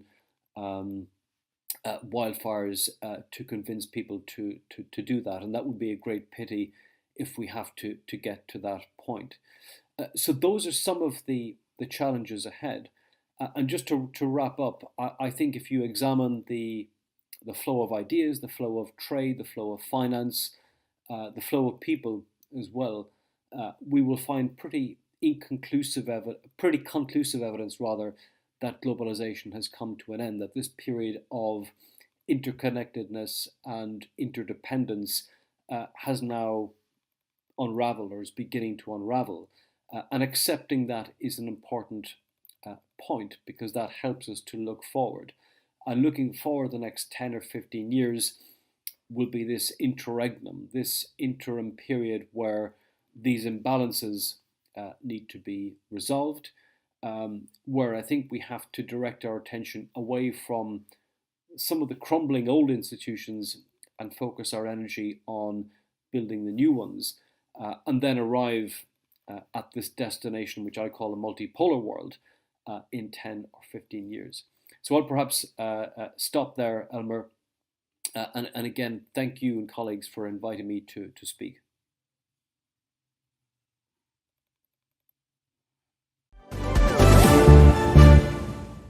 Globalization in reverse. The corona pandemic, the Ukraine war, and other conflicts show how fragile our societies and economics are. Globalization must and will change fundamentally in the coming years. we will see the greatest economic transformation since the dawn of the industrial age.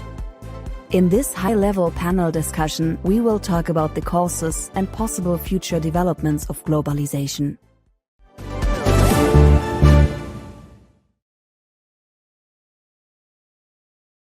Let's welcome Aditi Sarah Verghese. She's a policy lead, international trade and investment at the World Economic Forum, where she manages the Inclusive Trade Project and the Global Future Council on Trade and Investment.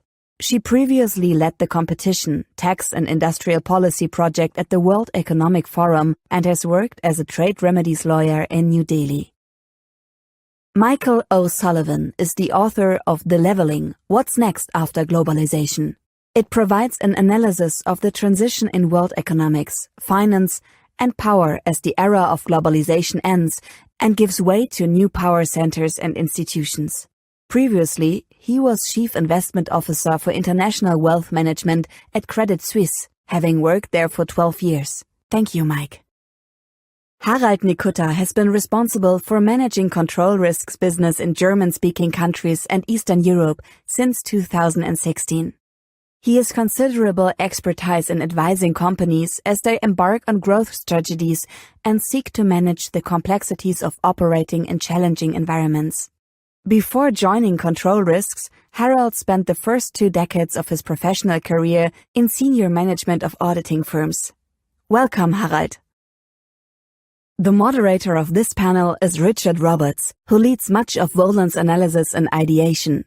His role involves leading on the new carbon economy inquiry and contributing to Voland's thought leadership on the future of capitalism, developing new ideas, researching, interviewing, authoring white papers and reports, as well as advising business leaders on how to set themselves up for future success.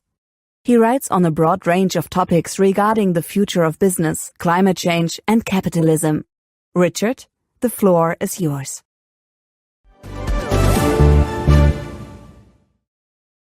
Good morning and welcome to this panel discussion on globalization in reverse. That's got a question mark at the end in the description of this event. And my name is Richard. I have the pleasure of moderating this excellent panel this morning. Now, I'm hoping we're going to do rather more than just answer the question in the title of the session, because I know our audience will also be eager to hear the panel's views, not just on whether globalization is now in reverse, but on what the implications are and what we can do to shape what comes next. And in particular, obviously, we will then link this discussion to the global goals, this being the Global Goals Forum, and look at that question of how can we solve global challenges, the kinds of issues that are represented by the UN Sustainable Development Goals in a deglobalizing world. But before we get to do that, I do want to start with the context. Now, those of you who have just watched Michael's keynote will know that his thesis, boldly stated, is that globalization is over. And the sooner we recognise that, the better. Now, before we come back to Michael to elaborate on that, I want to give our other 2 panellists, Aditi and Harald, I guess a chance, first of all, to reflect on that analysis of where we are and how whether that resonates with your experience, whether that is kind of showing up in your work. So let me come to you first, Aditi, if that's okay. Now, you work on trade at the World Economic Forum, so in some ways have a front row seat in watching globalization.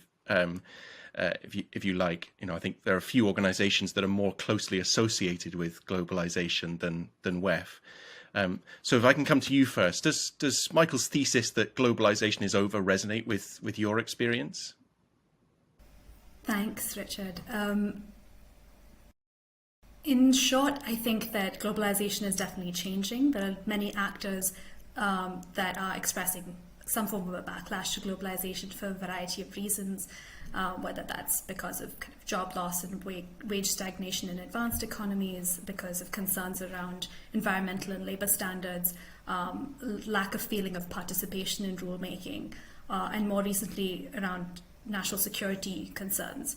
But there are aspects of globalization that are moving forward. If you think about trade and services and digitalization, certainly they're moving ahead in many ways, and more importantly, globalization will be necessary to tackle a lot of the problems that are coming our way. So that's a quick reaction from me, and I'll hand over to Harald.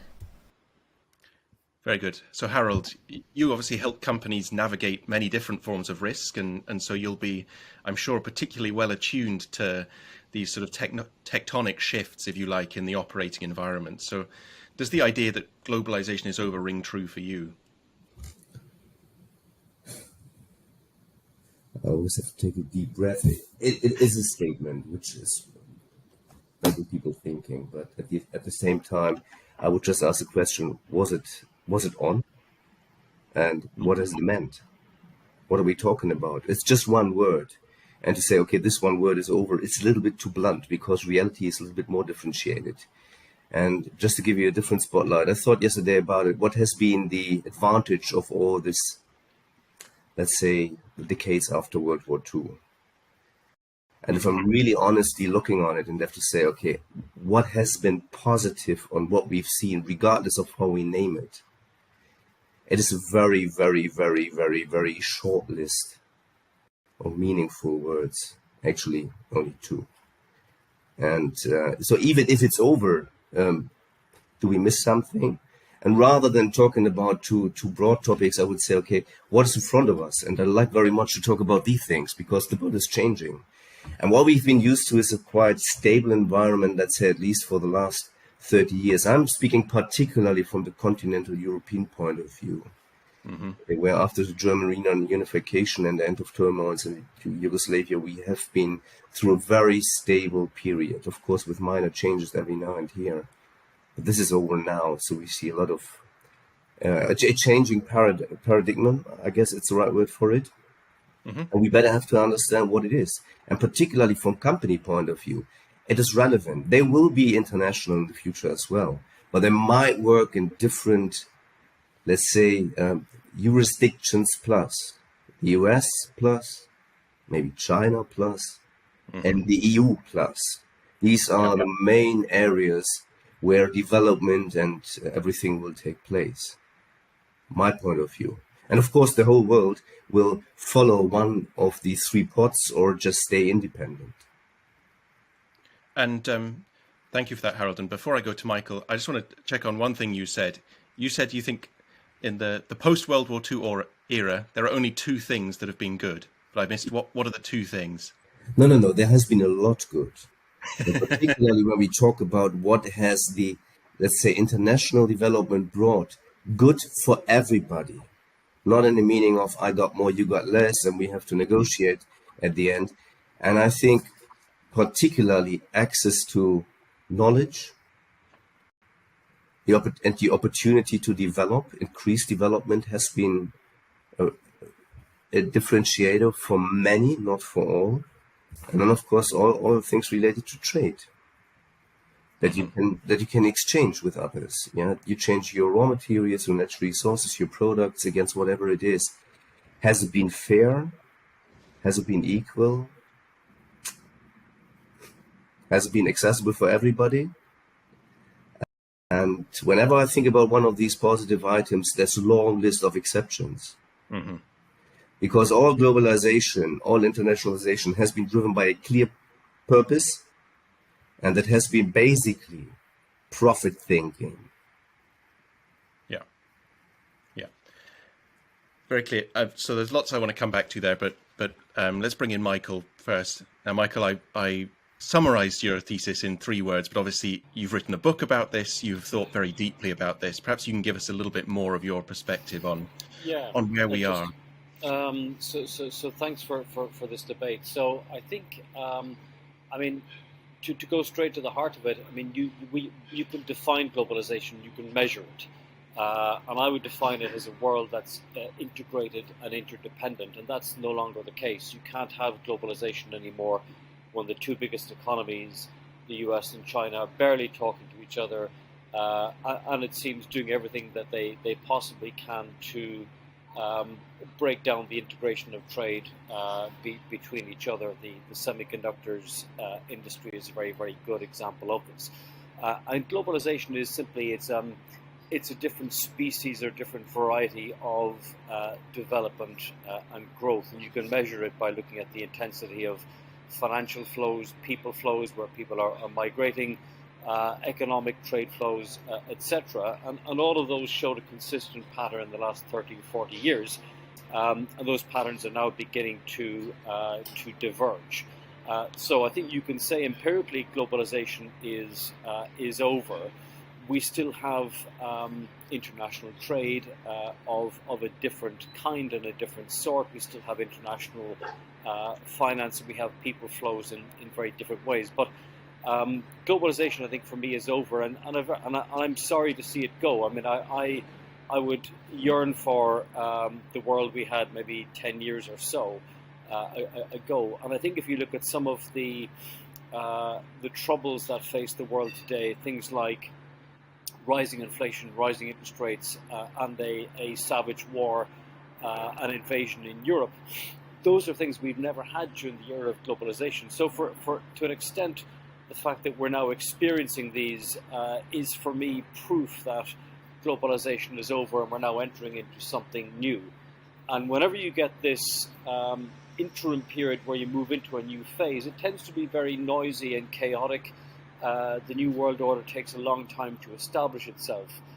And I do think we are going into a kind of a multipolar world where the US, Europe and China will be dominant economic poles, but will also do things very differently and according to very, very different values. We're seeing that, Germany is a good example in terms of the wake-up call it's had in terms of its security, its energy security, its military role. All of those are changing at light speed, and again, this is, I think, proof of that thesis. One final point from me, I think, which is important, is that one of the reasons globalization has come to an end is that it has produced side effects. Climate change being the most obvious and painful one that really curb its development. It has in some countries produced side effects like inequality, but I would make the point that the countries that are the most globalized, Switzerland, Sweden, New Zealand, etc., they don't have a problem with inequality as such, because they manage to distribute the benefits of globalization. And I think the UK and the US, both of whom have deep political stress, haven't done that. Thanks, Michael. So it sounds like we're in agreement about that we're headed towards a multipolar world. But Harold, I saw you shaking your head there at the.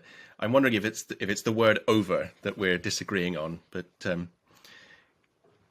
yeah, well, I think it's too dramatic.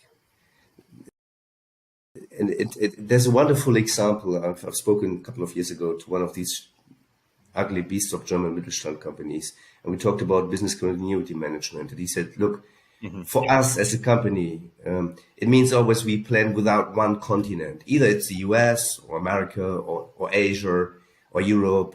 Our core assumption is we have to survive even if we lose one continent, business-wise. And why is it? In due course of the Boxer revolution in China, we had to leave Asia, full stop. And that lesson learned made us so resilient. So what do I like to say with that example?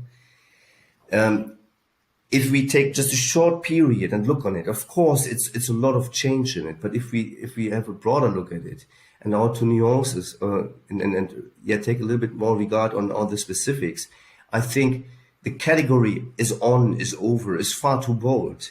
Nobody can do anything meaningful with this. So we have to really differentiate. And if I look particularly from the little German point of view, 30 years ago, we had an Iron Curtain just in the middle of our country, right? And we couldn't even exchange 50 kilometers away from, for instance, Kassel towards the east. And for us, Russia has been a lot more meaningful than China. That has changed in due course of the 80s and 90s and everything else. And it's so meaningful for some companies. For others, it's still, of course, it's there. But you always have to look from which position you are talking about. Yeah, and I think we have to be a little bit more differentiated and then talk about, so what's behind it? Because with this dramatic thing, I can't do anything. What exactly is over? Can't we exchange people? Can't we trade? Can we bring people in? Can we bring people out? I think there's a lot going on. Of course, The multipolar world will have its impacts, and I fully agree, and I like this. But let's talk about what comes now, because then I guess it's a lot easier to agree. What's untoward us?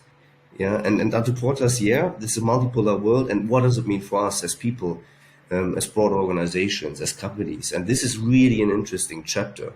And again, it needs a lot of differentiation. There will be a lot different from a UK perspective than from a German perspective, US perspective, Korean perspective, Japanese perspective. And I think we should be fair and differentiated.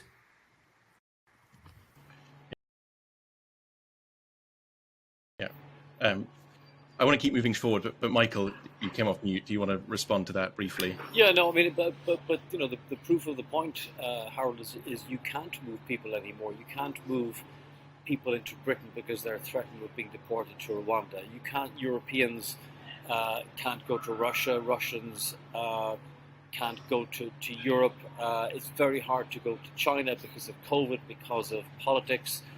There are very, very few Europeans and Americans living and working in China. So, you know, to rebut human flows are no longer free. They're extremely constrained, and we can't do business freely as before. And again, if you look at places like Hong Kong, that's very much the case. Many foreigners are leaving Hong Kong because it's just becoming more and more repressive. So this era of openness is over, and it is very, very hard to put back together. It would be very hard to repair relations between Russia and Europe, and I fear China and the US. But Michael, just briefly, we can still move to Spain, to Italy, to Portugal, to the US, to the whole of Africa, to most Asian countries. You're right. Some pillars are changing dramatically, and for those who are sitting in those, it is really a drama. From a UK post-Brexit perspective, I would say, yeah, I fully agree. The world looks really ugly. You might need later on work permits to even stay working inside European Union. Yes, that's a big major change.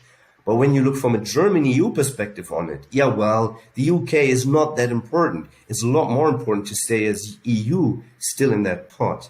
And you're right, for German companies and European companies all over the world, it's a drama what's going on in China.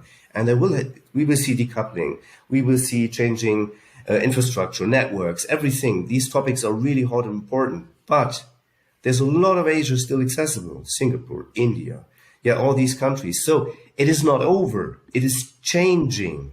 Some bits are over, others are even prospering. And I'm pretty sure when I think about what's the next, let's say China, what's untoward us regarding Ukraine, we have a different responsibility. Because look, for instance, 15 years ago, we would have never ever had a responsibility in Ukraine, not to the extent we now have. So there's a lot going on the other side as well. And this is what I'm really insisting on. Please, let's have a less pessimistic, blunt view on it, for making people think that's okay.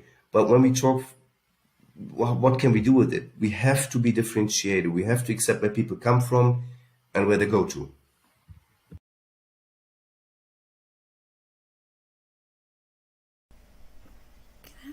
Two quick reactions, maybe. One on the movement of people. One reaction would be that of all the kinds of flows that we've seen through globalization, movement of people has always been the most restricted, right? And for most parts of the world, citizens for most parts of the world, including where I come from, that's always been restrictive. And I think the few examples that, Michael, that you brought up are clearly ones that affect people from the UK, the US, and some other Western countries. The other point that I would make is around what you said about in a multipolar world, when we have different economic blocks, even in the worst case scenario of decoupling between the West and the East, that would still require trade and investment, right? In order for some of these big players within both blocks to create those blocks in the first place, to buy allies or create partnerships within those blocks. And even between the two, complete decoupling between the US and China it's hard to see when that would happen and how long that would take and what the cost of that would be. So, I mean, for example, Eddie Beckers from the WTO and Carlos Ghosn from University of California have looked at what East-West decoupling might cost in terms of welfare losses, and it's, what they say is it could be as much as 15% in some regions. These are quite dramatic shifts, and I'm just curious about how soon or how feasible you think that would be beyond kind of some of the critical sectors like semiconductors. And so on the reshoring point, Aditi, is that something that comes up a lot in your work? Do you see, this is a trend people talk about in the big picture, but do you see many examples of companies really adapting their supply chains, I guess, particularly in response to COVID and some of the crises that have happened in the last couple of years? This was definitely something that was coming up a lot, and I think there's stats on how often the term comes up in business calls and things like that. But in practice, I think what a lot of firms have realized is actually resilience comes a lot from diversification, and I think COVID definitely brought that front and center.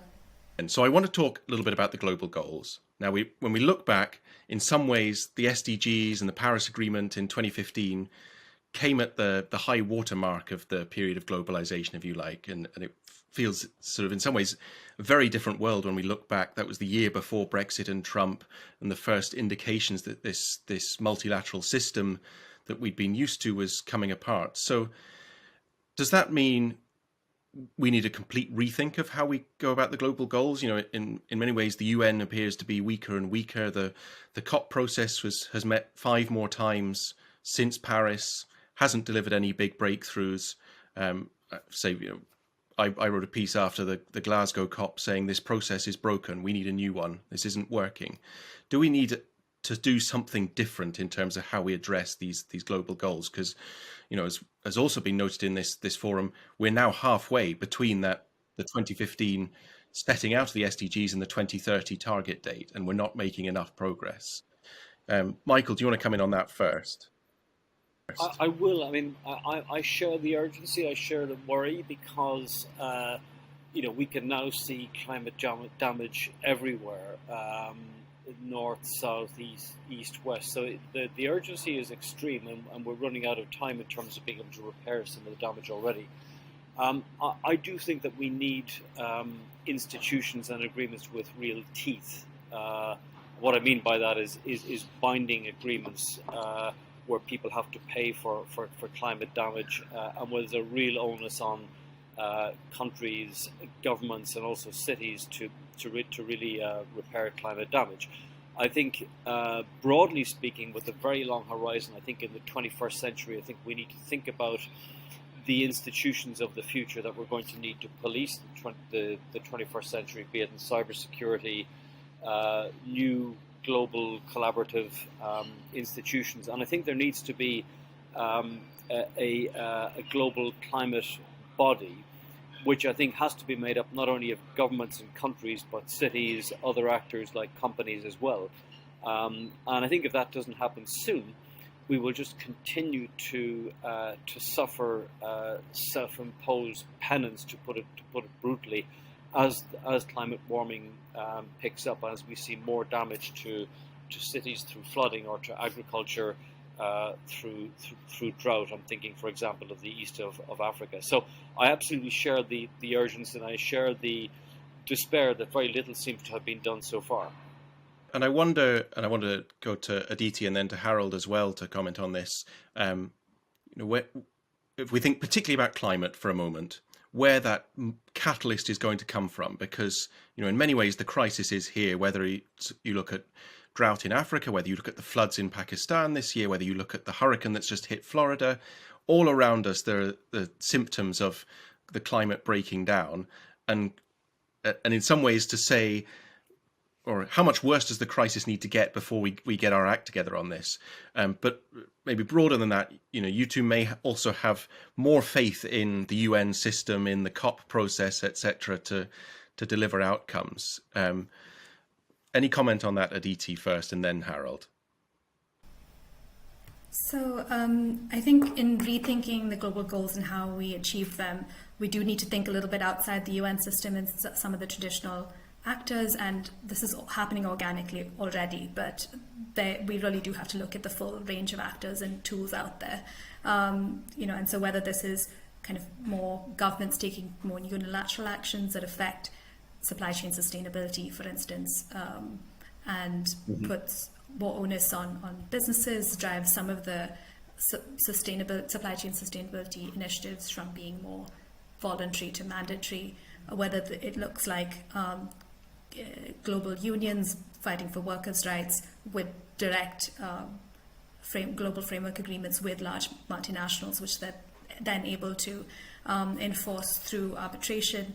I think there is a little bit of creativity that we're seeing amongst a range of actors in dealing with specific goals. It may not cover the entire system, but I think a key part of moving forward is making sure that there's a way to engage this broad range of actors that can take action. And Harold, from your perspective, do you just despair at the UN process, or how do you see this?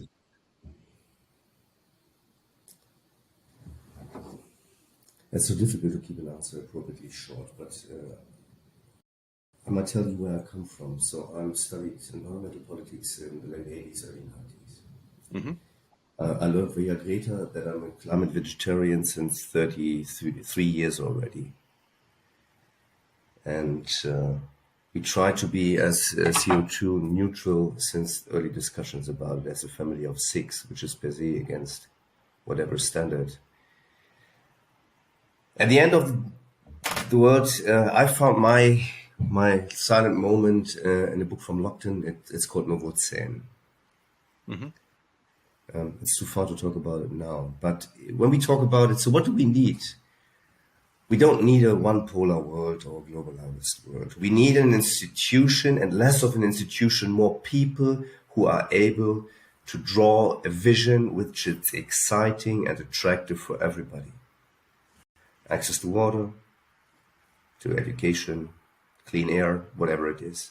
That can be driven by the UN, that should be underlined by experts. So to make an appealing, attractive vision, that's the way we like to live. So everybody is naturally looking toward that direction, says, yes, this is really a direction I like to take. Second, we need people who really want it. And when I look currently at how people are acting, particularly post-COVID, I highly doubt that everybody likes to be in a world of meaningful achievements for the sustainable goals, SDGs. So I guess we have to educate people. I guess we have to show them the consequences. And in some cases, we might need more pressure. But usually, we are raising a few kids, pressure is not really helpful. It's more the meaningful motivation and making people think, okay, this is what we like to go for. And third, we need products and services and processes in line with the vision. And this is what I'm really sad about. It's because our history of the last decades has been that we had tried very hard to ignorate external costs, that we made arbitrage on social standards by bringing production all over the world by environmental standards. Everybody was aware when people work for less than 1/10 in a developing country, more or less on the same process, that there is something wrong, that there is a price we pay for it. And surprise, surprise, so many years later, we see it because it's touching now ourselves in our garden when we have brown lawn and everything else. So what I would like to say is this is a unique opportunity, particularly for companies, to rethink their business model, to discover purpose.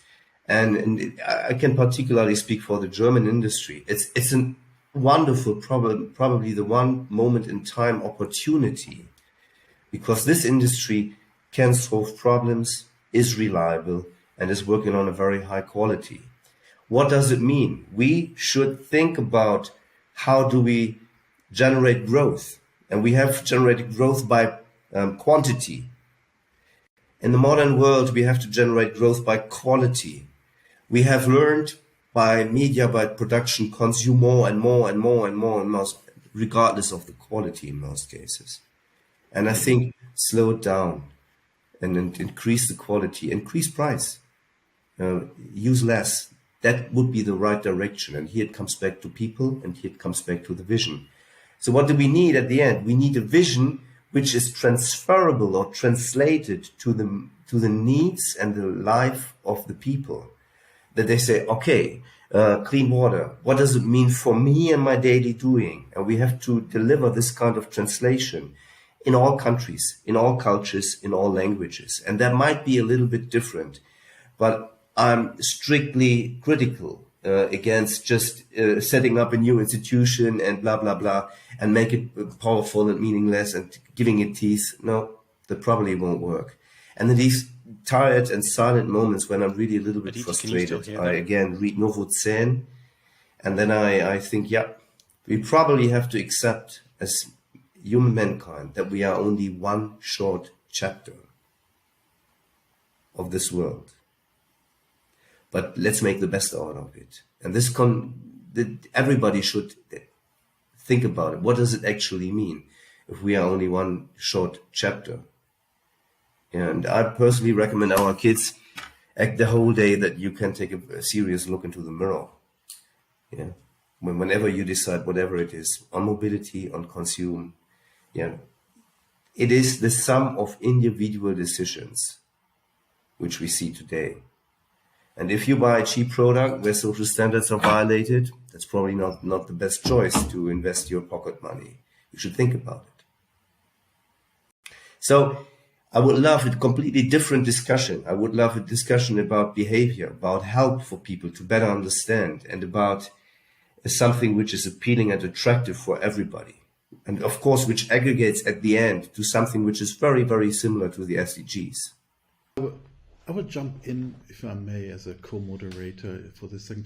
I would pick up what Michael O'Sullivan said, where he said, or at least this is the way I understood it, that some of these discussions about reducing consume, about responsible consume, is also a first world discussion. Yeah, so of privileged societies, and in other words, in other parts of the world where you do not have the resources, it's a question of surviving the day. So so we and then Harald, you said, well, sometimes we are very well in separating, let us say, conscious and consume. So if we buy jeans, for instance, yeah, we don't ask about working conditions of people, and therefore I would like to pass this to Aditi, and because I know you're very much in the labor condition, the work with labor conditions and these aspects. So let's talk about the past. Let's have a look at the future. And so in the past we didn't make it very well of for instance, adopting human rights in labor conditions. So now if I understood Harald well, we've got the once in a lifetime opportunity to make it better. What shall we do?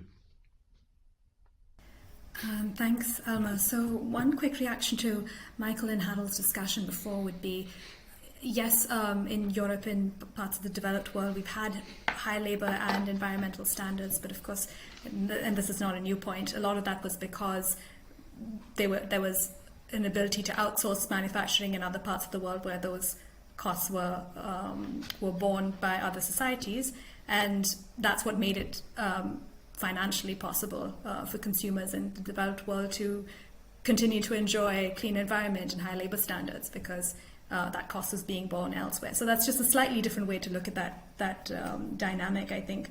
But I mean, looking forward in terms of where labor and human rights conditions could be improved, I think that what Europe is looking at now in terms of supply chain due diligence legislation, which would place more of an onus on companies that are operating and have revenues in the EU to look at their entire supply chains, at least to the extent that they have direct business relationships with suppliers in those supply chains, and make sure that adverse effects are tackled. I think all these moves to making it more compulsory and regulated are positive, and I think that's what Richard was getting to as well. The fact that there's an understanding that voluntary approaches aren't enough. I mean, we need to learn from them, because there has been a good 20 plus years of supply chain sustainability initiatives to learn from the private sector. But I think a lot of where the actual action will come from is from regulation.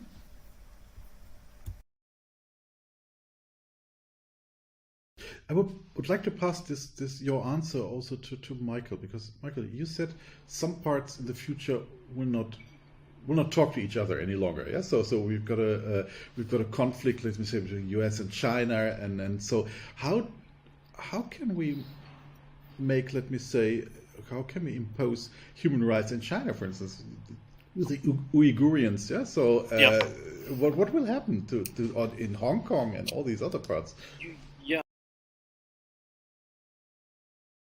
See, you can't impose human rights on China, because China will say that this is part of its internal security. So what you can do, I guess, in this world of new data-intensive supply chains, is you can impose conditions on trade with China, that you will only trade with Chinese companies where you can be absolutely sure that there's no forced labor or human rights abuses involved. And that's the same with many other countries. We're going into a world, I think, of supply chains where there's a sort of sense of trust but verify, that these supply chains are now more data intensive. We know an awful lot more about the provenance of the goods and services that we're getting. That probably pushes up their price. It probably leads to a bit more scarcity, but it also tells us that we are going into this world where, instead of a world dominated by kind of classical geography and trade, it's now a world dominated by values.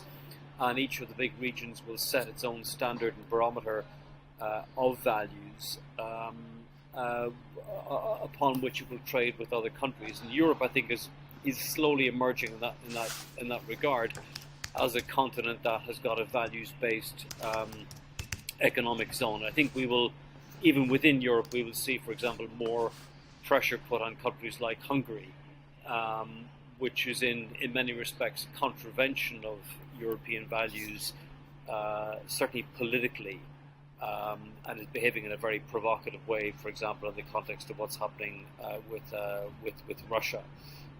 So I think this is just the beginning of a trend, and not just between sort of Europe and China, but also within Europe. I will immediately hand over to Richard, but I would like to have an extra question to you, Michael, but also to Harald and Aditi. You were talking, you said, it seems like, values, we will have parallel values in a world with parallel value systems. But I was thinking in this moment, well, values has to do something with ethics, so with moral. And how can it be that, or at least maybe you have to explain it to me, how does a world work with parallel concepts of ethics? Harald, maybe you first. Yeah, thank you very much for that question.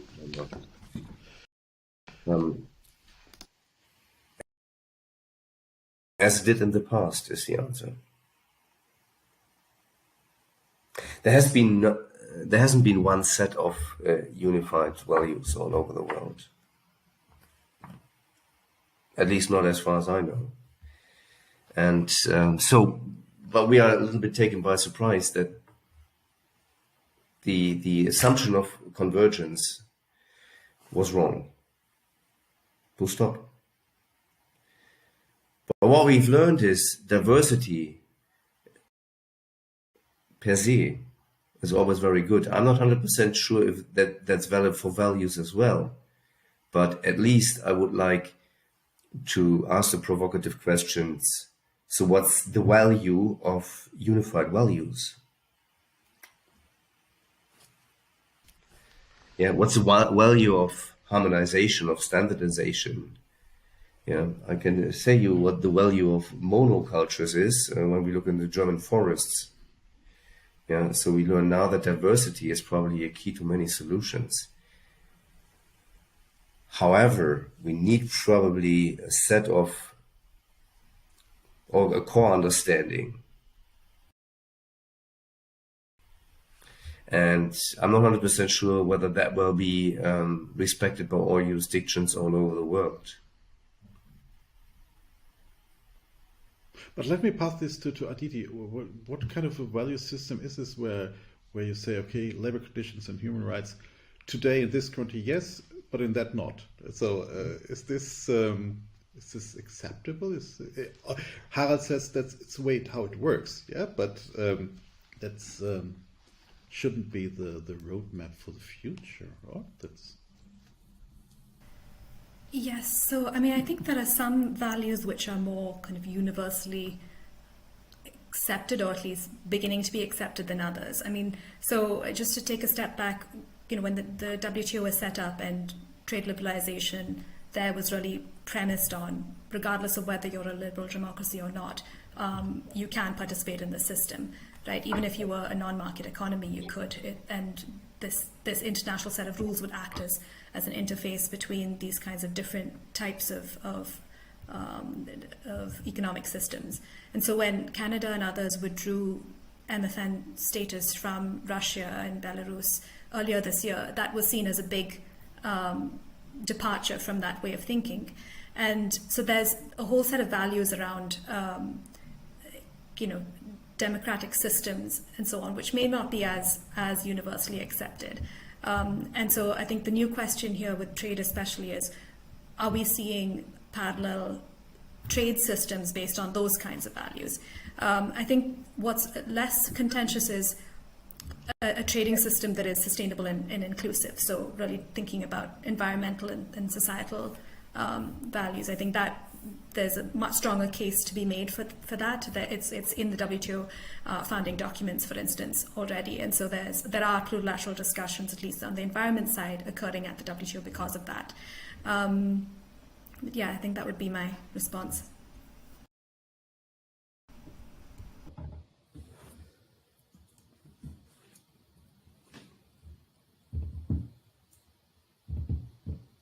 You're on mute.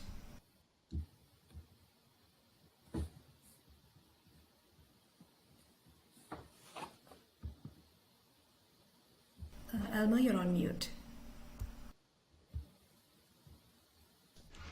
Apologize. Michael, I would like to pass this question to you because you said we are living in a time of an interregnum, which is also sometimes characterized by these kinds of conflicts because we are leaving something and don't know yet what will be the future. And so it's also a kind of a rivalry of political models between maybe democracy and autocracy, which we are seeing right now, and a kind of a rivalry and competition of value systems. But what we hear now very often is, okay, we, democracy, etc., must win because we've got the best system in moral aspects, but it's not the only point that could make it. So how can we solve this kind of rivalry of value systems? Yeah, this is a very long topic, and I think the world is clearly going into one that is cleaving between countries that are non-democratic and democratic, and the invasion of the Ukraine is a very good example of that. If you look at the way China has sided unquestioningly with Russia, and also if you look at the way democracy has been meddled with in the UK, the US, and in Europe, and also I think, to be quite fair, the way many politicians themselves in those countries have degraded democracy, in particular in the Boris Johnson in the UK and Donald Trump in the US. And democracy for me is something I hold extremely dearly. If you look at countries that are non-democratic, people crave democracy and they crave openness. Iran today is just a superb case in point. So it's absolutely something worth fighting for. And I think we can do a number of things. One is strengthen our democracies against outside influence. And that goes from espionage to electronic voting, to political funding, etc., and the media. I think experiment also with new ways of looking at democracy. In Ireland, for example, we have the Citizens' Assembly, which has been set up where ordinary citizens can devise legislation and put that forward, for example, in referenda. And then I think the third one, which we've talked about, is to trade on the basis of our values and trade on the basis of the fact that we are in Europe a liberal democracy. And trade with those high standards. Maybe a final one I would say is that in Europe there is a lot of talk about values and democracy, but it's very high level, and I think European politicians need to do a much better job of making this tangible to ordinary Europeans and just telling them what do European values mean to me as an Irishman, to Harold as a German, and maybe to a French person, a Latvian, etc. And how does that bring us together in terms of the shared component of that? I would like to pick up what you said about strengthening organizations, and I think this is an interesting aspect I would like to discuss with you. So sometimes I have the feeling that the last thing the world as the global community agreed on was the Paris Climate Agreement in 2015 and the SDGs in the same year. So, but since then, what we see is more and more turning back to each other and less giving hands. But again, when we look at climate change and other things, we cannot solve problems alone. So we have this kind of multilateralism must continue. Maybe not in the way it is right now, but it must continue. On the other hand, what we see is this kind of multipolarism and multilateralism is an experience we haven't tried if it works well together. It's like two chemical ingredients. We have to see how they fit. But let's shape the future. Aditi, what's about global institutions? What do we need? What can go away? So and what must change? So I'll stick with what I know. So I'll talk a little bit about the WTO and not claim to have a plan for the entire international legal order. But I think at least with the WTO and the rules-based multilateral trading system, I think it's one of those things that it's easy to take for granted until it goes away.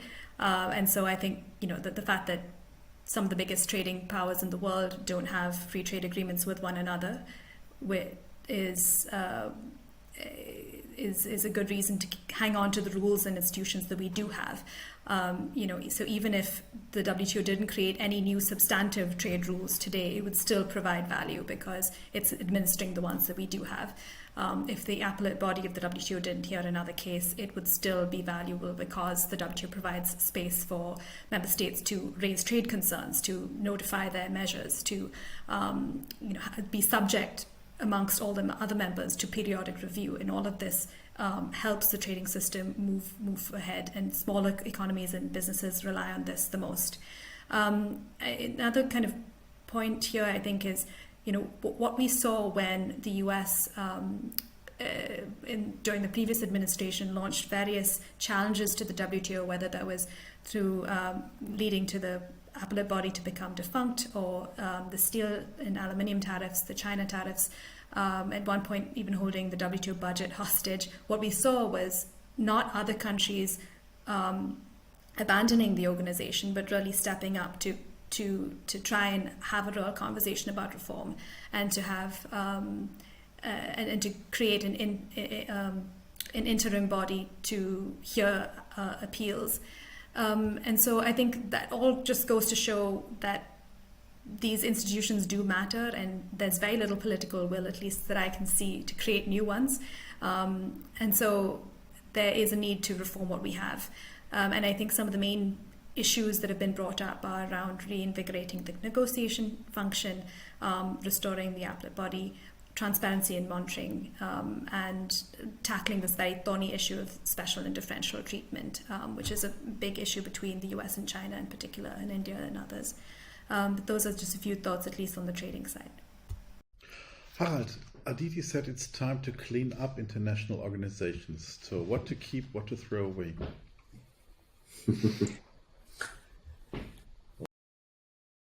Probably the last person you should ask about international institutions, because I don't know anything relevant about it. Maybe I can refer more broadly to why should institutions survive? Very simple, when they bring value. Yeah, in the outside economy, companies should only survive when they are sufficiently profitable, full stop. When we talk about the institutions, they all have a purpose. If they deliver appropriately against the purpose, they should survive. If not, they should change or be finished off. At the same time, we are all aware delivering value according to your mission is quite difficult and changing over time. What we've seen in the past is that institutions usually learn through challenges. What does it mean? Assumed that no institution can perform on a highly consistent level for forever. We have to give, particularly those institutions which are a little bit, let's say, short in delivery against the mission or the purpose they have, the opportunity to adjust.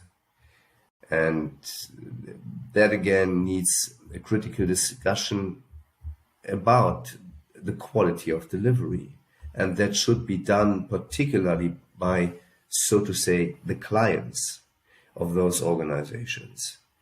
And what I see is usually whenever we start to audit, whatever we audit, it's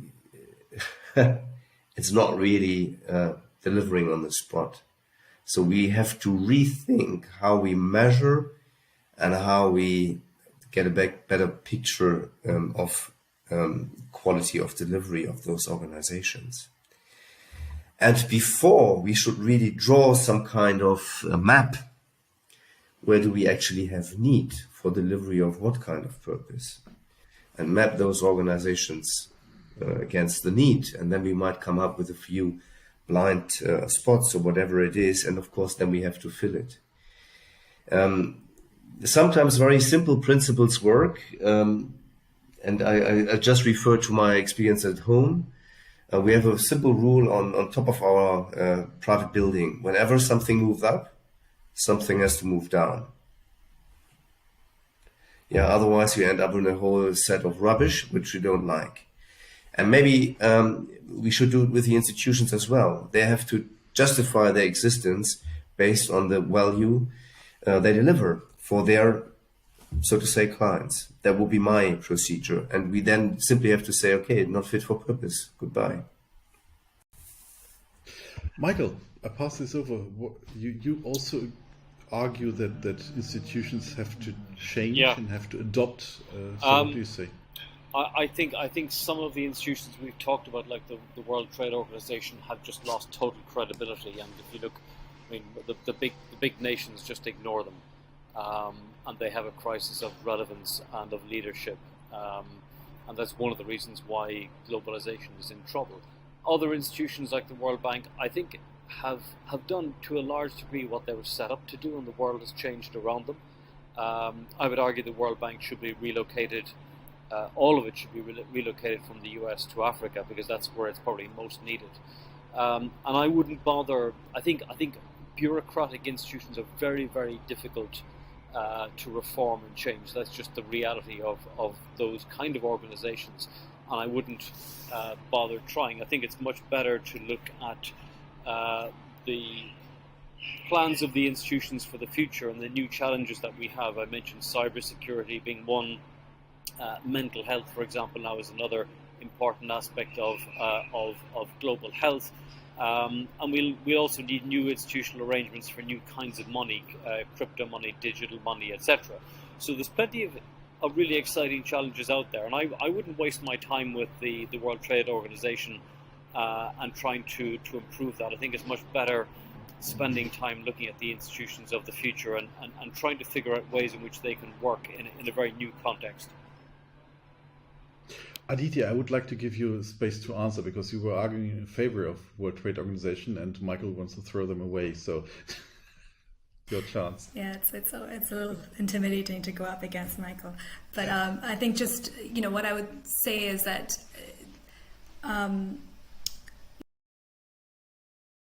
not waste time on the WTO, etc. I just don't see the political capital to create the kind of institutions that you're looking at and think are necessary. And I can't imagine world trade going as it did through COVID and all the kinds of shocks that came up without a set of international rules. So if you're saying to get rid of the WTO, are you also saying to get rid of all the international rules that we have right now that deal with trade, that allow smaller countries to participate in the trading system, who would otherwise be left to the mercy of bilateral, very unequal power relations?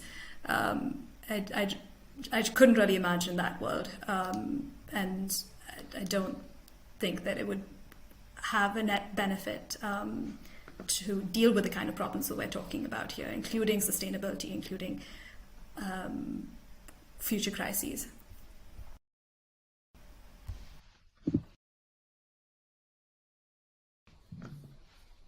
Please. Yeah, maybe just one sentence to it. Very often we have created institutions because we think it has to be good for the purpose we just like to be after. But we randomly talk to, so to say, the clients. It's like innovation and product development in your ivory tower.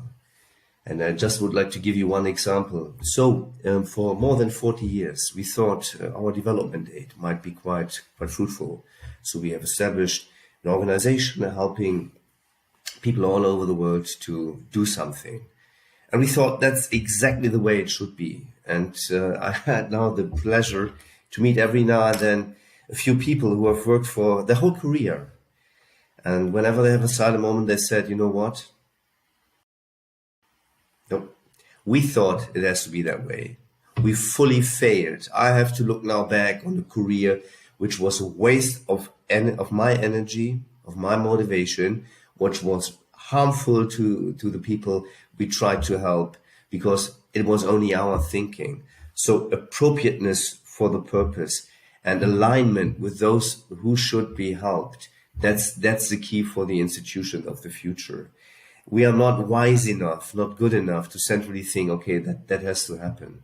And I think particularly in the modern world of communication, we can ask the fish what we shall put on the hook to get him there where we would like to have him.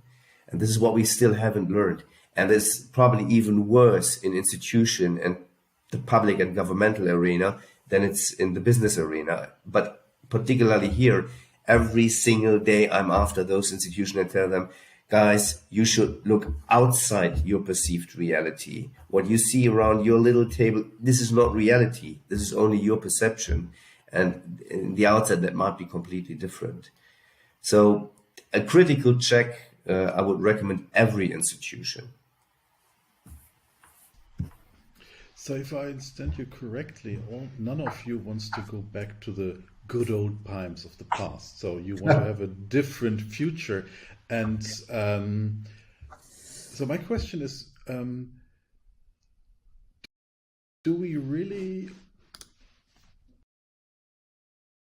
have the knowledge what the future should look like? So what if the way we look at problems itself is part of the problem? So therefore, I would like to pass this to Michael. The question: do we have all the instruments ready to make a good step into the right direction? That's a very difficult question. We don't have the knowledge at all. I mean, we can look at history as a guide. The last time globalization came apart in the 1910s was a very bad case study, and we should at least learn to avoid the mistakes of history.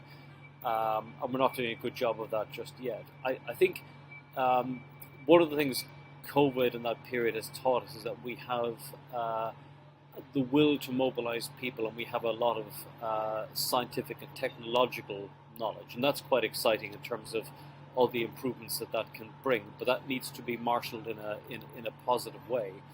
I mean, the final thing I would say is we just have to be forward-looking. And just, I think a lot of the difficulty in debates today is really just in accepting that, where we can debate whether globalization is fully over or not, but just accepting that this phase has ended and we have to move forward, and people set their minds to constructing something else, as opposed to just dwelling on the past. I think that's one of the biggest behavioral issues that we face today. Aditi, what Michael said right now sounded a little bit to me like driving a car at night with no lights on. So, because we go to a future which we don't know and where we don't have maybe all the knowledge to do so. So how should we handle it? So, I mean, I think the data question is a big one, and maybe one way to depoliticize and going back to your question of how do we have a multipolar world and multilateralism at the same time, I think part of it is to depoliticize some of the questions that we're asking. And so, on specific issues, we've actually found that you can have combinations of countries that wouldn't work with each other at a higher kind of political level. So, I mean, again, going back to the examples that I know well from the WTO, we were able to have, in the middle of a war, able to have Russia, Ukraine, the US, EU, etc., at the table at the last ministerial conference, agreeing on things like fisheries subsidies, disciplines, and vaccine waivers, IP waivers, at a time where they weren't talking to each other in other organizations, right? So they were in a time where in other organizations, the moment a Russian delegate started speaking, everyone else would stand up and leave.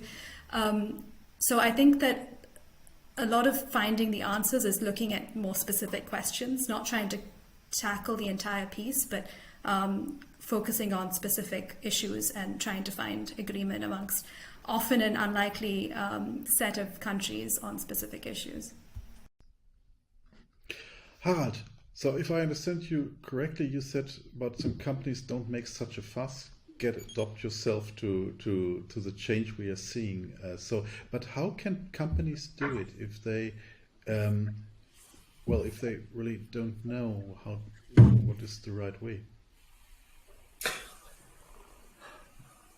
Well, the good news is they never knew. So it's just a prolongation of what we have experienced since we are there, number one. Yeah, and number two is,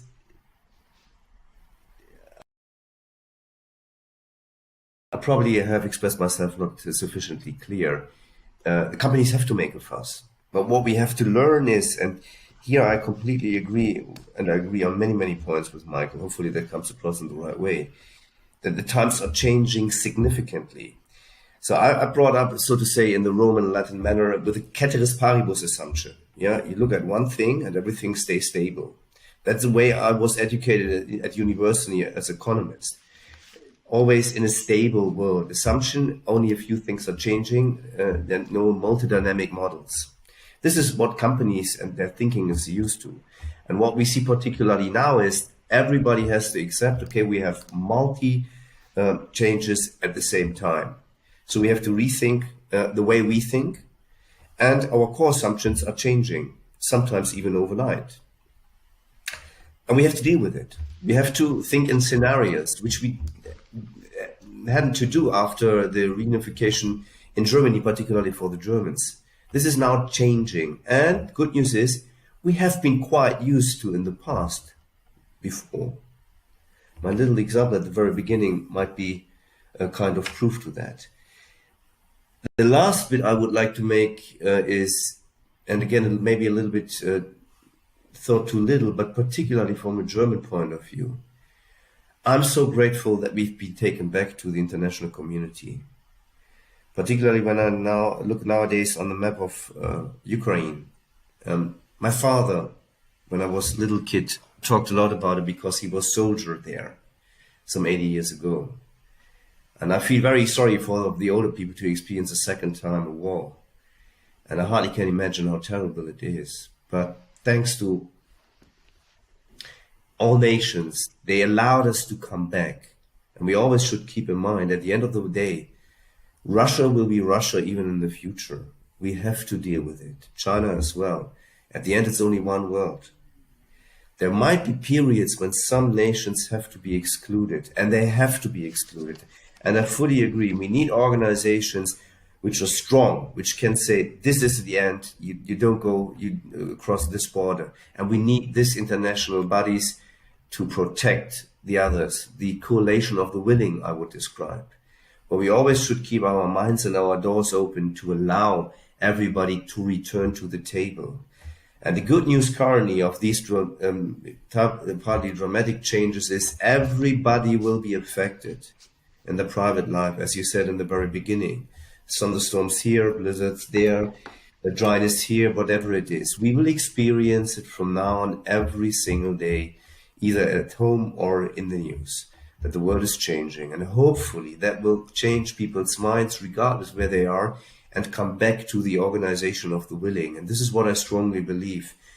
Those who are capable, have the resources, the knowledge, and really the willingness to drive change, they have to.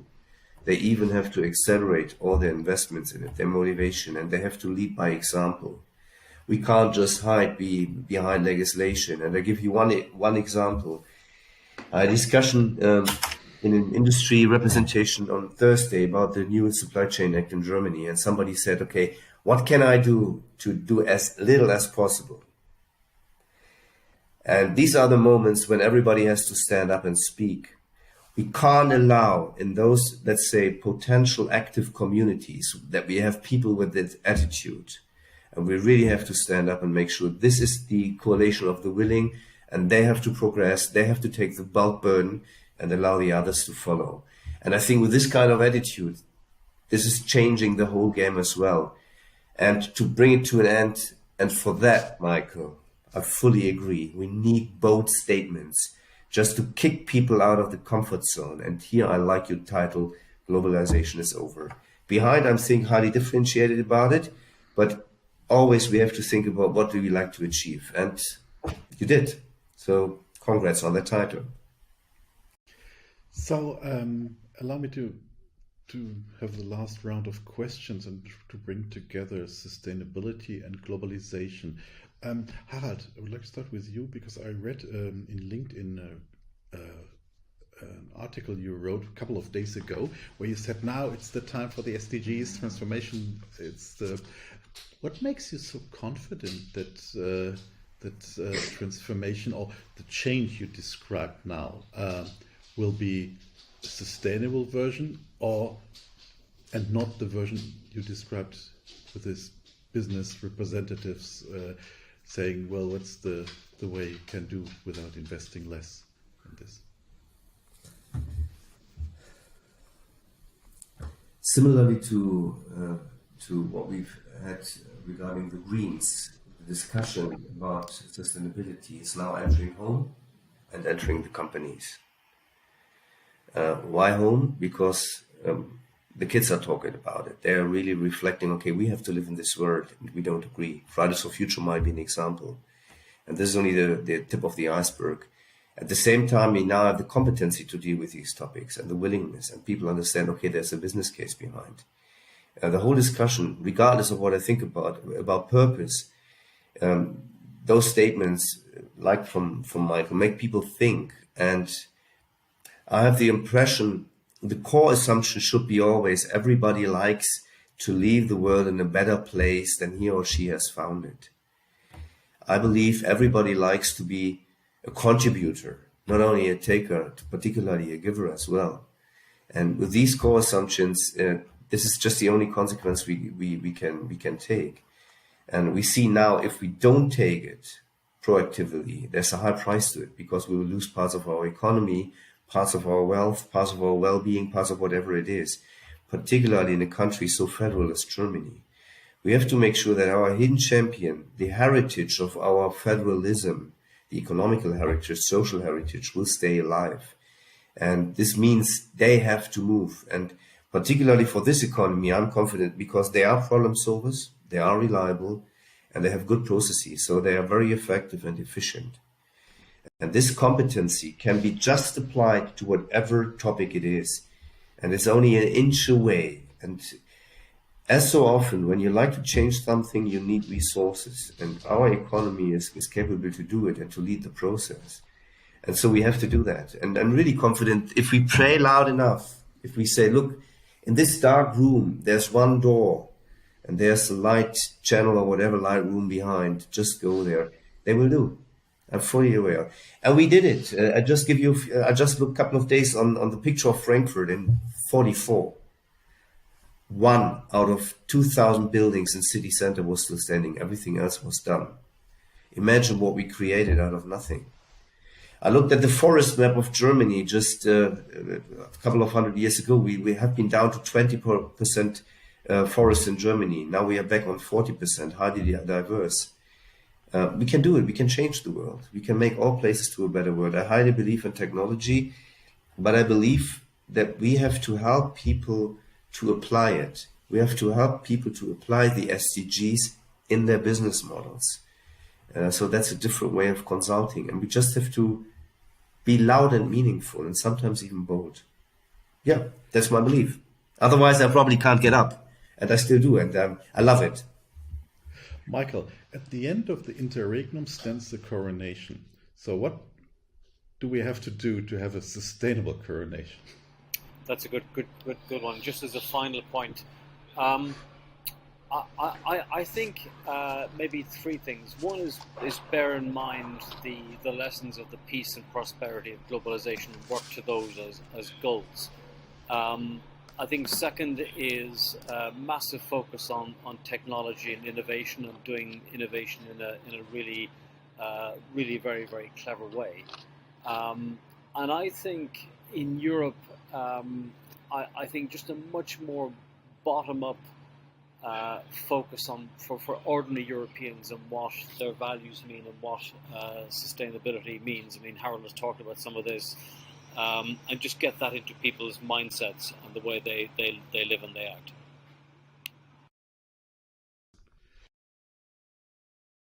So Aditi, World Economic Forum is a important playing ground for mapping the future. We were recently talking about a map of drawing what needs to be saved in the future, and about your work. So what do you think? How can we make sure that sustainability stays a top priority in business and negotiations and business discussions and seafloors? I'd like to actually borrow from what Harold said earlier about, there's a need for the trade policy community and institutions to create a vision that people can buy into and can actually see themselves in. And I think for me, what that looks like is remembering that trade and investment are important drivers for growth, development, innovation for many parts of the world, especially the developing world. And they're also key for the crises that are coming, whether it's climate or another pandemic. And then the second point is really, there's the backlash to globalization is completely understandable, and we need genuine reform of trade rules and institutions. But doing away with them, with what we have and starting from scratch, I think is untenable given the political situation we're in right now. And then finally, I think we need to think about greater support for underrepresented actors. So again, going back to how do we make sure that everyone sees themselves in the next phase of this project.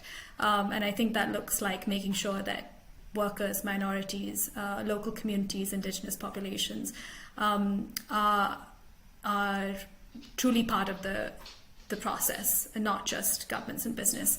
And really supporting the programs that help SMEs and developing country actors access markets. And I think, looking at institutions like the International Trade Center that do that really well is helpful.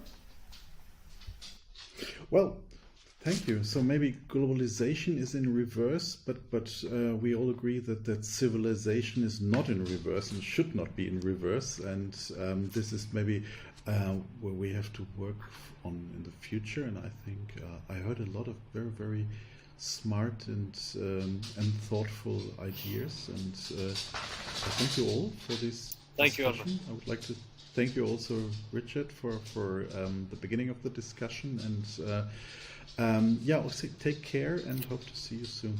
Thank you all. Bye-bye.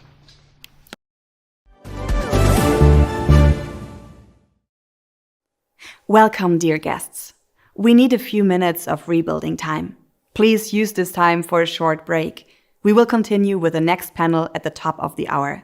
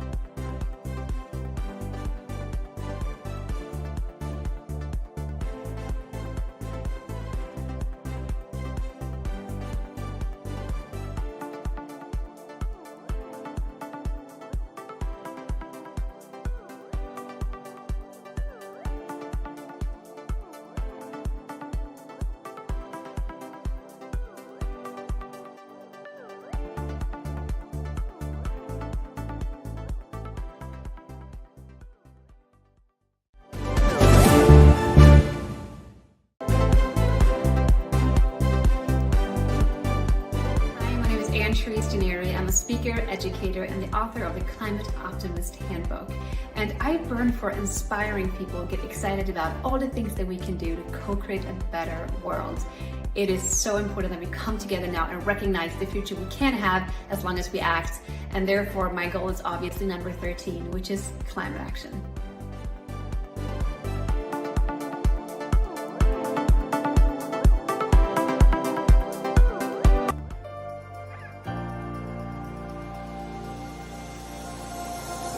Since the SDGs were agreed and the Paris COP21 agreement, enormous commitments have been made. In 2016, the world pledged $13 billion for the Global Fund for HIV/AIDS, tuberculosis and malaria, and $75 billion for the International Development Association replenishment. In 2017, a historic agreement was made for the world's oceans, as well as the Family Planning Summit and the Global Nutrition Summit. And in 2018, the Global Partnership for Education announced $112 billion. The goals have also been adopted by a wide variety of partners. The private sector is realizing the opportunity. Sustainable business could unlock more than $12 trillion. Up to 250,000 civil society organizations are working for the goals. And the UN itself is making historic reforms towards a new system, enabling country teams to deliver and report on results in line with national needs and priorities.